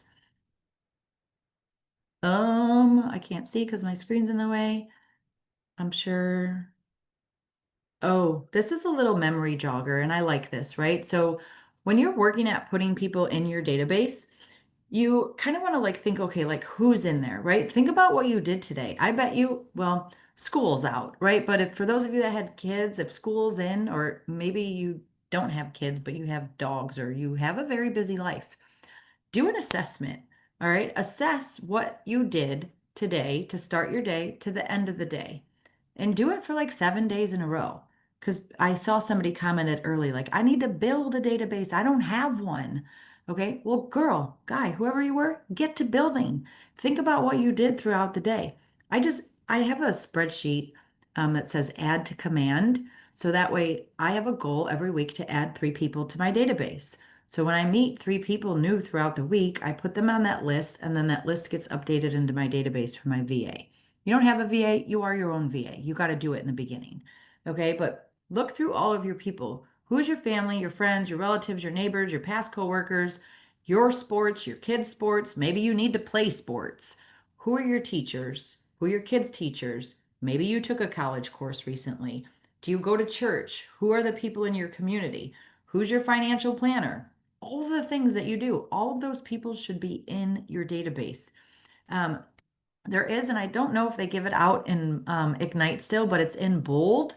Bold is another KW class. It stands for Business Objective Life by Design, and it's called a memory jogger. Again, use the Google, put in Google Keller Williams memory jogger, and it will ask, there's like 100 questions on there, right? And it's like, who do you know that's an accountant, a dentist, a doctor, your seamstress, blah, blah, all the things, right? Because sometimes we actually forget on how many people we know. My first broker in the business, when I think I was 23 or 24. How old was I in 2003? I don't know. I'm not doing the math. When I first got licensed, my broker, because I'm like, I'm young. I don't have that many people in my database. He was said, Amy, if you were to get married, how many people do you think you could invite to your wedding? And I was like, I don't know, 300. Duh, there's your database, right? For those of you that have kids that are old enough to get married, think of that. How many people could I invite to my kid's wedding, right? That's your database. Who are the people that are in your circle? Who are the people that need to be in your circle? and you're always, always growing your database. Again, I shared with you, I have a goal to add 3 people a week to that. It's like 150 people added to my database every year. Okay, because I know the size of my database equals the size of my bank account. It allows me to experience my life by design and do lots of good things. Your goal's 5 per week. I love that. Whatever your goal is, write it down, track it, make sure you're getting it, because your goals, oh, I'm not going to go there. I should though. Goal planning and like business planning is one of my absolute favorite things to teach. So for those of you in market centers, reach out to your PCs and team leaders, give them my email, say, hey, do we need somebody new to come in and teach business planning? I would love to do that. I think I'm a boss at it. I've been doing it for a long time, and I go to all of the business planning clinics. I'm like, give me all the goods, right? Because you need a good plan in your business, and it's always getting retweaked. But your goals need to be SMART, right? They have to be specific, measurable, attainable, realistic, and timely. All right. So when you put a goal to add X amount of people to my database by here, it meets all those requirements. And when you're communicating with your database 36 times a year, it's going to help you get that repeat and referral business. You also really want to categorize your database, right? So sorry, I can't see because of my chat box again. So for me, I have people in there that are tagged with golf. I'm part of a local group called the Rochester Junior Women's Club.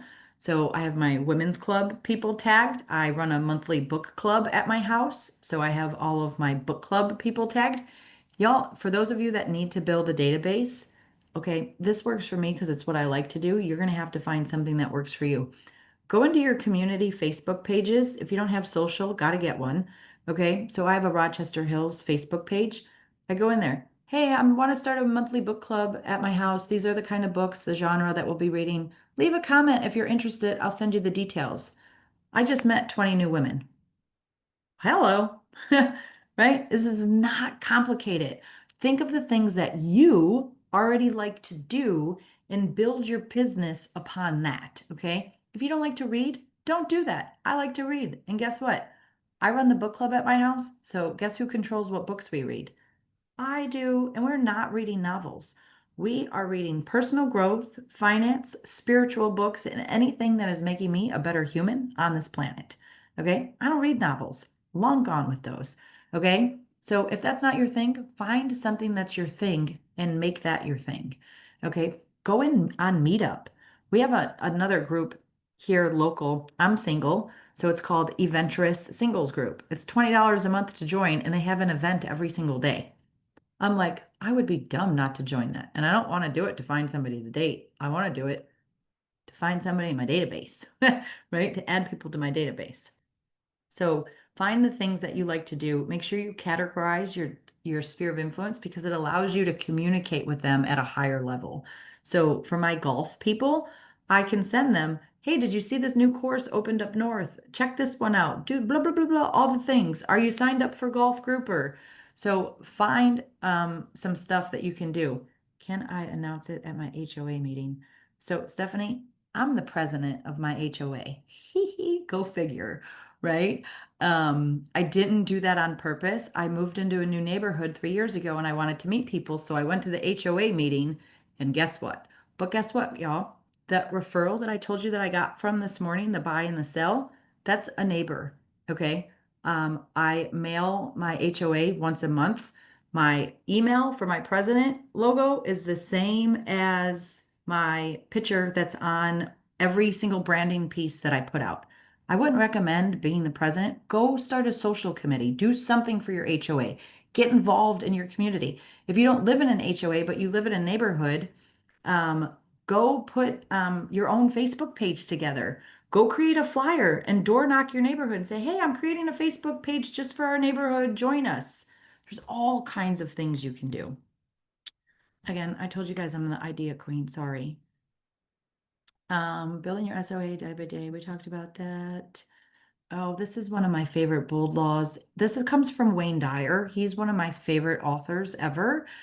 Change the way you look at things and the things you look at change, right? This is probably the number one thing that helped me with my relationship with my parents. because I always blamed them for everything. Oh, my parents are so all the things, right? Well, when I allowed myself to see them through a different lens, I was like, oh, what have I been missing out on this whole time? Right? And it's just reframing and thinking and all the things. So when you change the way you look at your database, instead of thinking, oh, I don't want to call my people, I don't want to nag them, your whole business changes. It's actually pretty awesome. I talked about this. It's just ways to expand your database, making sure you have your personal information in there, asking for business, but doing it in a non-techie way. For a long time in Keller Williams, there was this script, and it's in everything still, all the old KW material.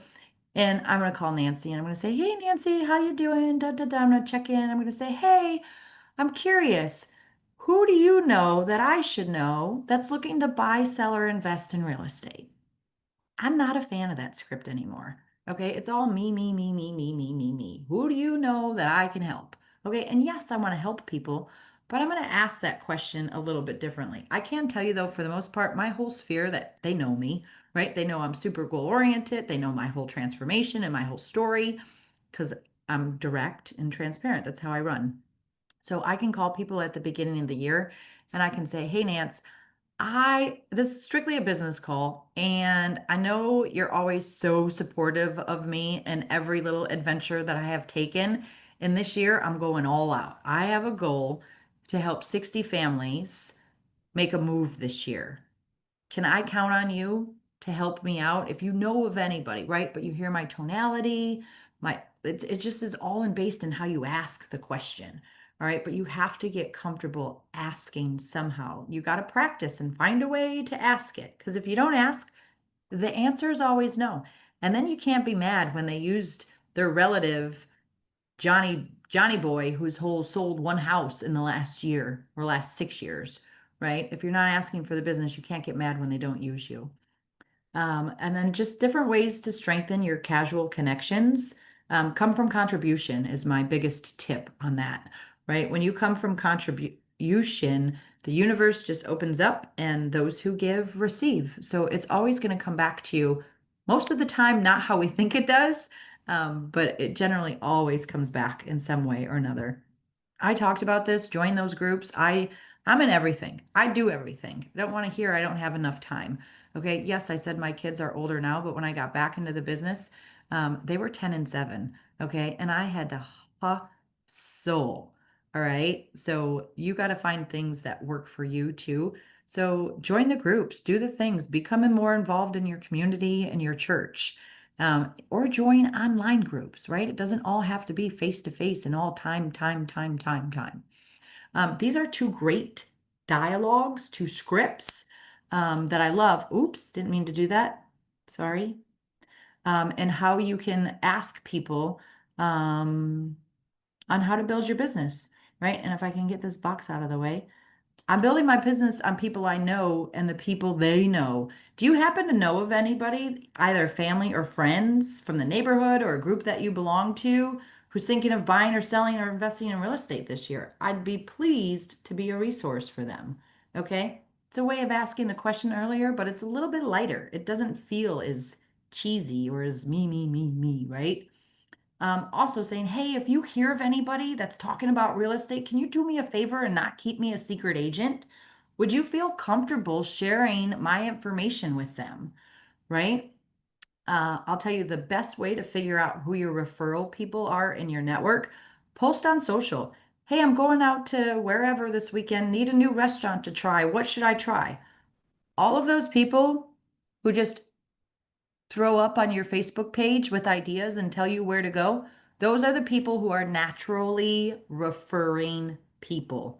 Connect with them and strengthen your relationship with them. Okay. Because those are the ones who naturally like to refer people. They feel comfortable sharing their experiences. Sometimes it doesn't matter how great of a job you do for people, they're just not going to feel comfortable sharing their experience or referring you. And that's okay. It's your job to find the people who feel comfortable. This is another best practice for new agents to get in right from the beginning. Track your lead sources. Okay, track where they come from. Is it open house, your sphere of influence? Did you meet them golfing? Whatever it was, track where your leads are coming from. Because when you go to do an audit and you start your business planning for 2026, for some of you, you might not sell a deal this year, right? Depending on your life and what you got going on. You might have pulled the cord and got licensed a little too early, but now you're in it. So you're like, I'm just doing it, right? But the better you get at tracking your lead sources, the more it helps you prepare to do your business planning for the next year, right? I'll give you an example. I've worked with some agents before and they're like, I'm so over open houses. I'm not doing them anymore. I don't get anybody from them. And then when we look at their closed units for the year, they could have like $3 or $4 million worth of business come from open houses out of the 15 that they closed. And I'm like, what do you mean you're not doing open houses anymore? Right? So when you learn to audit and track those, it just helps everything get a little bit more seamless. And then you also want to make sure your database is diversified. And by diversified, I mean if you have 400 people in there, all 400 shouldn't be your sphere of influence, right? They should be coming from different lead sources because if you don't have enough lead sources, it just isn't going to be enough to sustain your business. And I can't hit home on consistency. I mean, anything in life you have to do consistently to get good at it and be good at it, right? Everybody, like when Michael Phelps won all of those gold medals in the Olympics, right? You're like, oh, he's so great, he's so great. But like, do you really know what it takes to be that great? Like, can you all just think of like his training schedule? Okay. If anybody in here has ever ran a marathon, I have. I've done it once. I'll never do it again. Okay. It was the most rigorous training I've ever done in my life. Okay, says the girl who now is thinking about doing an Ironman, but technically it's a marathon included in some other things, right? But when you challenge yourself to do hard things in everyday life, this whole lead generation business, it's easy. Okay, when you're consistently doing hard things in life, life consistently gets easier. I don't know how that works out, but it just does. Never has failed me. All right, again, your lead generation time should be time blocked. And you want to make sure you build your bunkers. I, for the first time in my life, just started working from home. My office is not even 100% complete yet. I literally have a light bulb hanging from my ceiling. There's no light fixture on it. That's why my lighting is awful in here right now. But I had to like build a bunker. My kids, for the most part, are home a lot of the times. When the doors close, you don't enter. Mom's working from home. I had to set some parameters around that, right? I also got up this morning, took a shower, got dressed in my business clothes, and came and sat in my office in my house. There's no working at home in your pajamas, right? It's like if you're in your space, you are in your space. You have to be prepared. You have to have your call list ready. So if I'm lead generating from 9 to 12, that doesn't mean I'm preparing my call list at 9 p.m. That means or at 9 a.m. That means I've prepared it already the day before. And when 9 a.m. hits, my headset's over there plugged in. I was going to grab it. My headset's on and I'm making the dials. Okay. You got to make sure you're setting your day up for success. Then you got to have a follow-up plan because if you remember what I said earlier, appointments are not made in lead generation. Nurtures are made in lead generation. Appointments are generally made in lead follow-up. And don't mishear me because there's always exceptions to that rule. You're going to call somebody and be in your lead generation space and set an appointment. It does happen. The majority of appointments are set in lead follow-up. Okay. So you have to make sure that you have a system that you're putting, though you have your people in command. You're adding a task to say, hey, follow up. I'll share with you. So real story, and I'll show you my pipeline because I want to give you examples of things that I'm talking about. But I literally just sent a text message to a guy today. And it said, hi, Matt, hope you had a great holiday. I know you recently re-signed your lease and also had a conversation with John, John's my lender, about what it takes to get pre-approved to purchase a home. I'd like to make sure we stay in contact and 6 months prior to your lease expiring, we can put together a game plan for your move. Could you kindly send me your email address and your mailing address? Hey, Amy, yes, had a good conversation with John. I'd love to stay in touch. My lease will expire at the end of July 2026. I said, okay, perfect. And I know this sounds crazy, but I'll put a reminder on my calendar for an official buyer consultation for the end of January. In the meantime, if you have any friends and family with real estate needs, please let me know. Okay, great. Thanks, Amy. I'll be ready for that call come January. I'll set a reminder as well. Right? Guess what? He's in my command. I put a task to call him on a said date at the end of January. Now, look, he's on my 36 touch. So he's also he got my movie calendar invite today. He's gonna get all my other stuff that I do. But I know in January, I'm specifically reaching out to him. His lease ends in July, right? Yes, that's a long time. But guess what, y'all? We have occupancy here in Michigan. Okay. And I know the average buyer cycle takes 6 to 8 weeks to find a house. And then I know contract to close is 30 to 45 days. And then I know if that seller wants occupancy or needs occupancy for 60 days, we got to get the ball rolling now. Okay. And with the limited amount of inventory in my area, I don't want him waiting to April or May to start looking for a house because he might not find one. And I'll be damned if he's going to miss out on a house in February or March because his lease ends in July. I'm going to find a way to make it happen, right? So these are the things that we got to do to make sure we stay in front of our people and our lead generation time is prepared, our systems are in play, and we got our database and our follow-up and all of those things. Oh, and this is what I was talking about earlier when you're stepping into your lead generation zone to make sure that you're prepping your time. Build a bunker just means to have your space. Maybe that's a space at your house. Maybe that's a space at the local library because you know you can rent rooms from your library. And by rent, I mean free. You just have to reserve them. Go get yourselves a library card, y'all. Find a space where you can make those calls and not be distracted. Store provisions means have snacks, have your water. Don't give yourself an excuse to say, oh, I got to get up and go. Sweeping for minds just means to get rid of all the distractions. When I'm lead genning, I do all my lead gen from my phone. I don't use a dialer. I used to, I don't anymore because of my ways that I lead generate. I put my phone on do not disturb. So the only people that can call me are my kids and my emergency contacts. That's it. I'm not looking at text message. I'm not getting phone calls. I'm not doing any of that. And enlist support if you need it, right? Maybe that's a spouse. Maybe you have to have the conversation to say, hey, look, if you want me to be successful in this, this is how I need you to support me. You got to have fierce conversations with the people that are in your house if you're going to be negotiating real estate contracts. Okay. So some of y'all might get divorced after that, but that's okay. No, I'm just kidding. Don't do that. But you do need to have those conversations with the people that support you.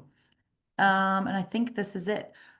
The other piece of Ignite that I will tell you, and I don't know if they went over this yesterday, but for my agents in my office, for those of you that are on the call, which y'all better be on here because none of you have spoken up yet. So if you're not, I'm cracking that whip because I do know your offices know who's on here at the end of these calls. Okay, but this is really simple. Throughout your time for Ignite for until what is it, August 7th, it ends. This should be your goal. Okay. You should be having a minimum of 10 conversations a day related to real estate, okay?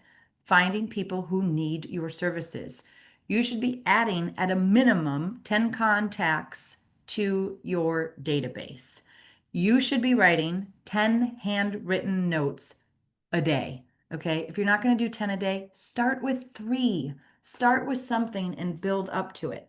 I had my cards made, right? You don't have to do that. Before I had the money to have them made, I would go to TJ Maxx and Marshalls. I still have some in my credenza here.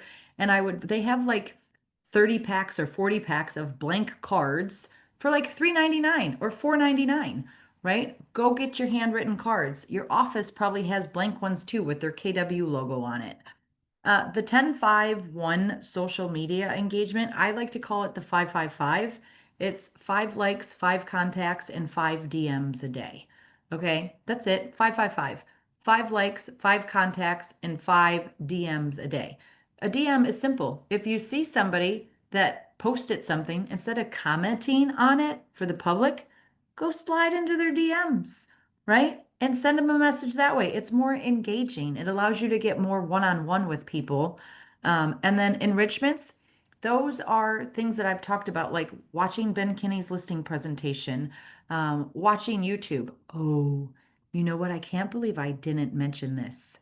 Okay, I'm giving you all homework. Okay. And if you didn't hear anything I said today, at least do this. Okay. Log into Command and go into Connect. I'd have to look at how you get there, but search Gary Keller's vision speech. Okay. And you should watch his vision speech from Family Reunion this year. And it will be also mainstreaming in your offices at Mega Camp in August in a couple weeks. Okay. You should watch that. Who's not on mute? You should watch that vision speech as many times as you can to be able to regurgitate. Sorry, I gotta find something. My ADD doesn't I go get it. What you talking. want? Chicken wings, right? And huh? Yeah, just drum that. And macaroni and cheese and shrimp wings. I got it. Linda's I got got her it. phone muted. Who is it? Linda Livingston. I can't find. Oh, it's in alphabetic. No, it's not in alphabetic order. She just muted it. Okay, thank you. Y'all, my ADD does not deal with that. Is it okay if I take a couple minutes to show you a couple things? So let's do this. Let me stop sharing for a minute. And this is a loaner computer, but I think I can. I think I have it still. Okay, hold on. Let me share again. So what I just mentioned to you, Gary Keller's vision speech, this is, oh, it's on the damn Adobe and it always dies. Let me see if it's in my drive.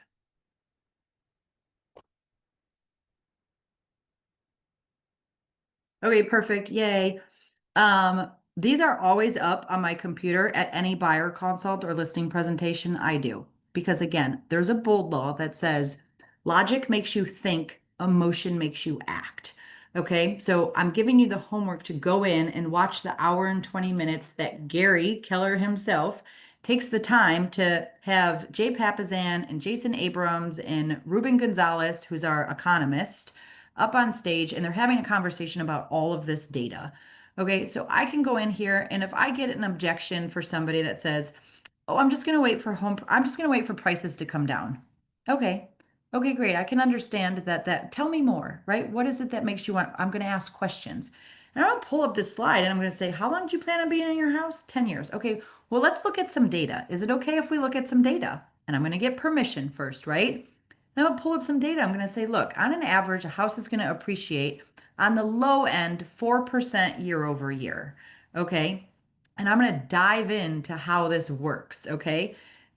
And then if they're like, oh, we want to wait till interest rates come down, I'm going to go to the interest rate slide. Okay. And let's talk about interest rates, because I understand that today you think 7% is high. But if we look at the national average over the last 30 years, actually between 6 and 7% is average. It's where we should be. And let me tell you, we are never going to see 2 and 3% interest rates again. Okay. Those days are long gone. So let's look at this and let's break down what your payment's going to be. Because if you buy a house today at $300,000 and you're at a 7% interest rate, and I'm literally going to do the math with them, right? I'm going quick because we only have 7 minutes left. This is what your payment's going to be, ... If you wait a year or two, and now we're going to add 4%, or actually houses in this city are appreciating at 7% year over year, because now I've pulled my MLS data and I'm looking micro specific at a city. This one's appreciating 7%. So that $300,000 house 2 years later, somebody do the math for me, it's like 320, 325, right? And if the interest rates come down 0.25% next year, this is going to be your payment. So tell me again, what were you waiting for? And then I'm just going to be quick, and I'm going to. I had a question about that. Yeah. So I bought my first house in 1992, and it was 7% interest, but the house was only $32,000. Yeah, So and what were now- average salaries then, William? Exactly. So that's the argument I get a lot. Well, they were a lot cheaper back then. Yeah, I just met my new neighbor today, and he was telling me about his dad. They lived in California. He was an electrical engineer in the 60s. $3,000 a year was his salary. $3,000 a year. I was like, people make that in a week, in a day, in an hour. Yeah. Right? So you just have to know how to handle those objections, ask questions. And you guys got to remember, selling is not telling. Selling is asking great questions. Okay. And if I don't know what question to come back with, because sometimes I got to think for a minute, I did it to somebody earlier. I'm like, tell me more. Can you elaborate on that for me? Just tell me more. It's one of my favorite things to say. All right. So watch the vision, Gary in command or in Connect via command. The whole vision speech is there. It's fantastic. Okay. Because you should be able to explain this data to your clients the way Gary explains it to us. All right, so I'll show you that. The other thing that I talked about earlier that I think is important as we're talking about database is you should be able to go to your home and go down here to your database health score. Okay, so I just inherited 2 agents who got out of the business database. My health score was not this bad at 61% for phone numbers. It was above 70. Okay, so I'm working on that, but it's okay. But I have 77% of emails, 88% of addresses, and 81% of people are set up on neighborhoods. Okay, and I'll tell you, let me go in to show you something else. I sent a email from command today to my database, and I'm in my database. You should all be in your own database as well. I think I deleted them, but that's okay. But can you explain what setup on neighborhood is? Is that just using their address to tell them what's going on locally? No, so it's like it will give them like it's kind of like a Zillow update. I hate Zillow, by the way. It's kind of like an update on what their home would sell for in today's market is what a neighborhood nurture is. And I've actually sold a house from a neighborhood nurture because I had a client set up on it, or I should say a potential client because I hadn't sold him a property yet, but he was in my database. And every month the neighborhood nurture goes out and he sent me an email. He's like, "Hey, if we can get this for our house, let's talk." Right? Sold his house in St. Clair Shores for $250, bought a $700,000 in Lake Orion. Right? But this is something that went out to my database just today. Okay? We do movies in the park at my office. So, you guys, I'm not even going to be there. I'm boating on Friday. But guess what?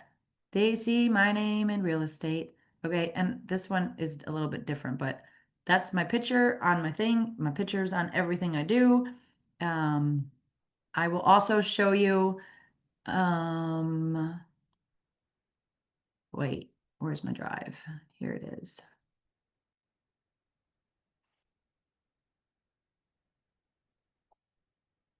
I talked about a pipeline earlier. A pipeline is huge. This is a way to track who's raised their hand about possibly buying and selling. Okay, so these are the people. That's my pipeline's color coded. So if I've closed them, if they're pending, active, coming soon, or next year. So this is all my sources of business here. And those are all people who have like raised their hand or want to buy. I put the dollar amount so I know what my commission opportunity is. And then I put I put where they came from because that's how I track my business. So next year, when I go to do my business plan, it's very easy for me to say, okay, the sphere of influence should be on there because that's where a lot of my business comes from. And then 2 and 3, they're my ways of networking. Okay, but you'll see open houses are on here. So my geo farming is on here, my golden letters, and then the networking groups that I'm in. So, but it gets very easy for me to do my database. And then when I tell you, oh, wait, I did a half a year one. Is this it? Oh, I don't think so. Where are you? Revised. There it is. So this is my 411. This is how I run my business. This is how I know every week what I need to do. So when I'm in, what is this month? Is this the month? Oh, I can't get to the month.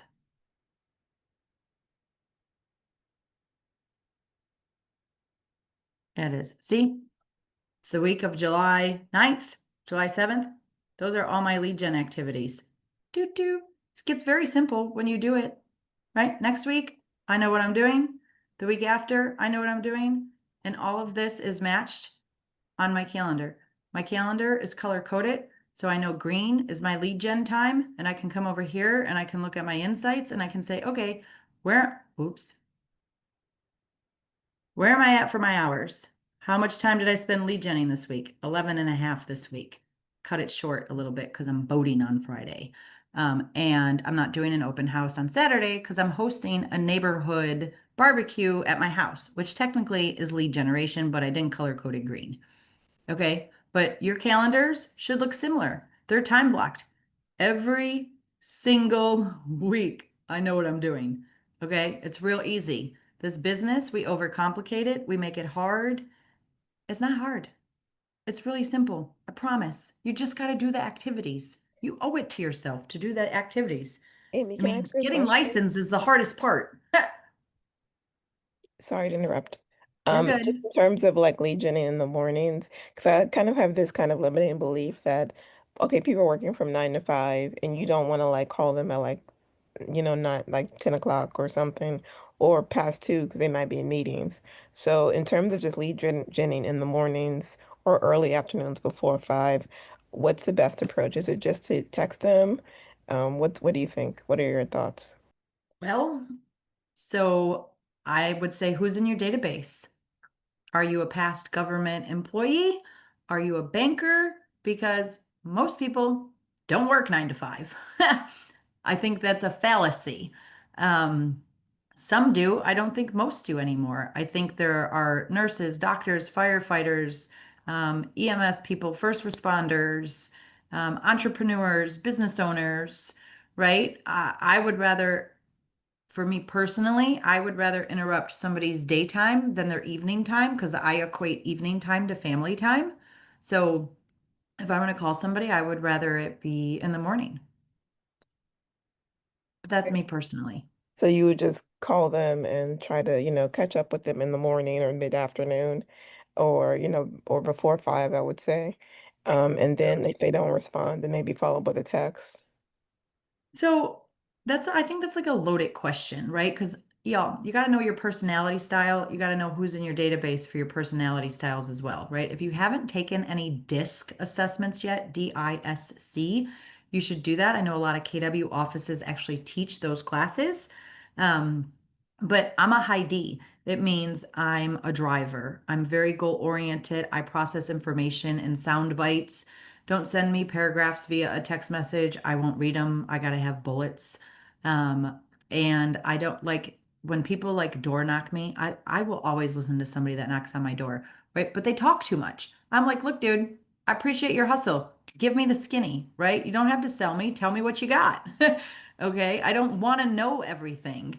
So it's complicated, or I shouldn't say complicated, it's more challenging for me when I go on a listing presentation with a seller who's a high S or C, meaning they're an engineer brain or an analytical brain, because for the most part, now this is in Michigan, I can tell a seller that you can expect to spend about 7.75% of the purchase price to sell your home. Okay, give or take a couple $100. That's usually always what it equates out to. Okay. And then I break that down sometimes 6%, blah, blah, blah, all the things.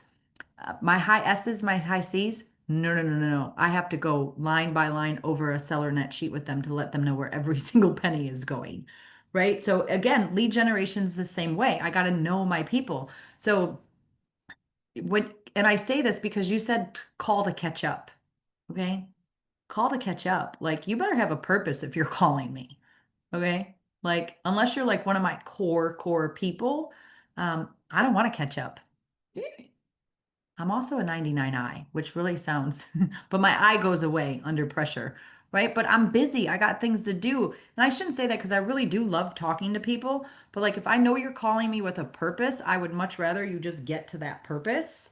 But you also have to know yourself and know how you function in that space, right? Because again, like attracts like. So if you're that kind of catch up kind of person, probably most of the people in your database are going to be catch up people too. They're going to be people who like to conversate and all in their feelings and all the things, which is fine. You just have to know your audience, know your people. Okay, thank you. Don't want to take away from what you were going No, on. you're good. We're past time Thank you. anyways. So I'll give it, anybody else has any questions, I'll answer a few more, but then I'm ending my night too, y'all.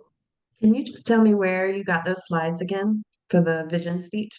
Yeah, here, I like visuals, so let me do this. Oops, I lost y'all. Share screen. Uh-oh, where did My I put my- apologies if you've already done this. You said you No, I wanted us didn't. to. I haven't. Thanks, Amy.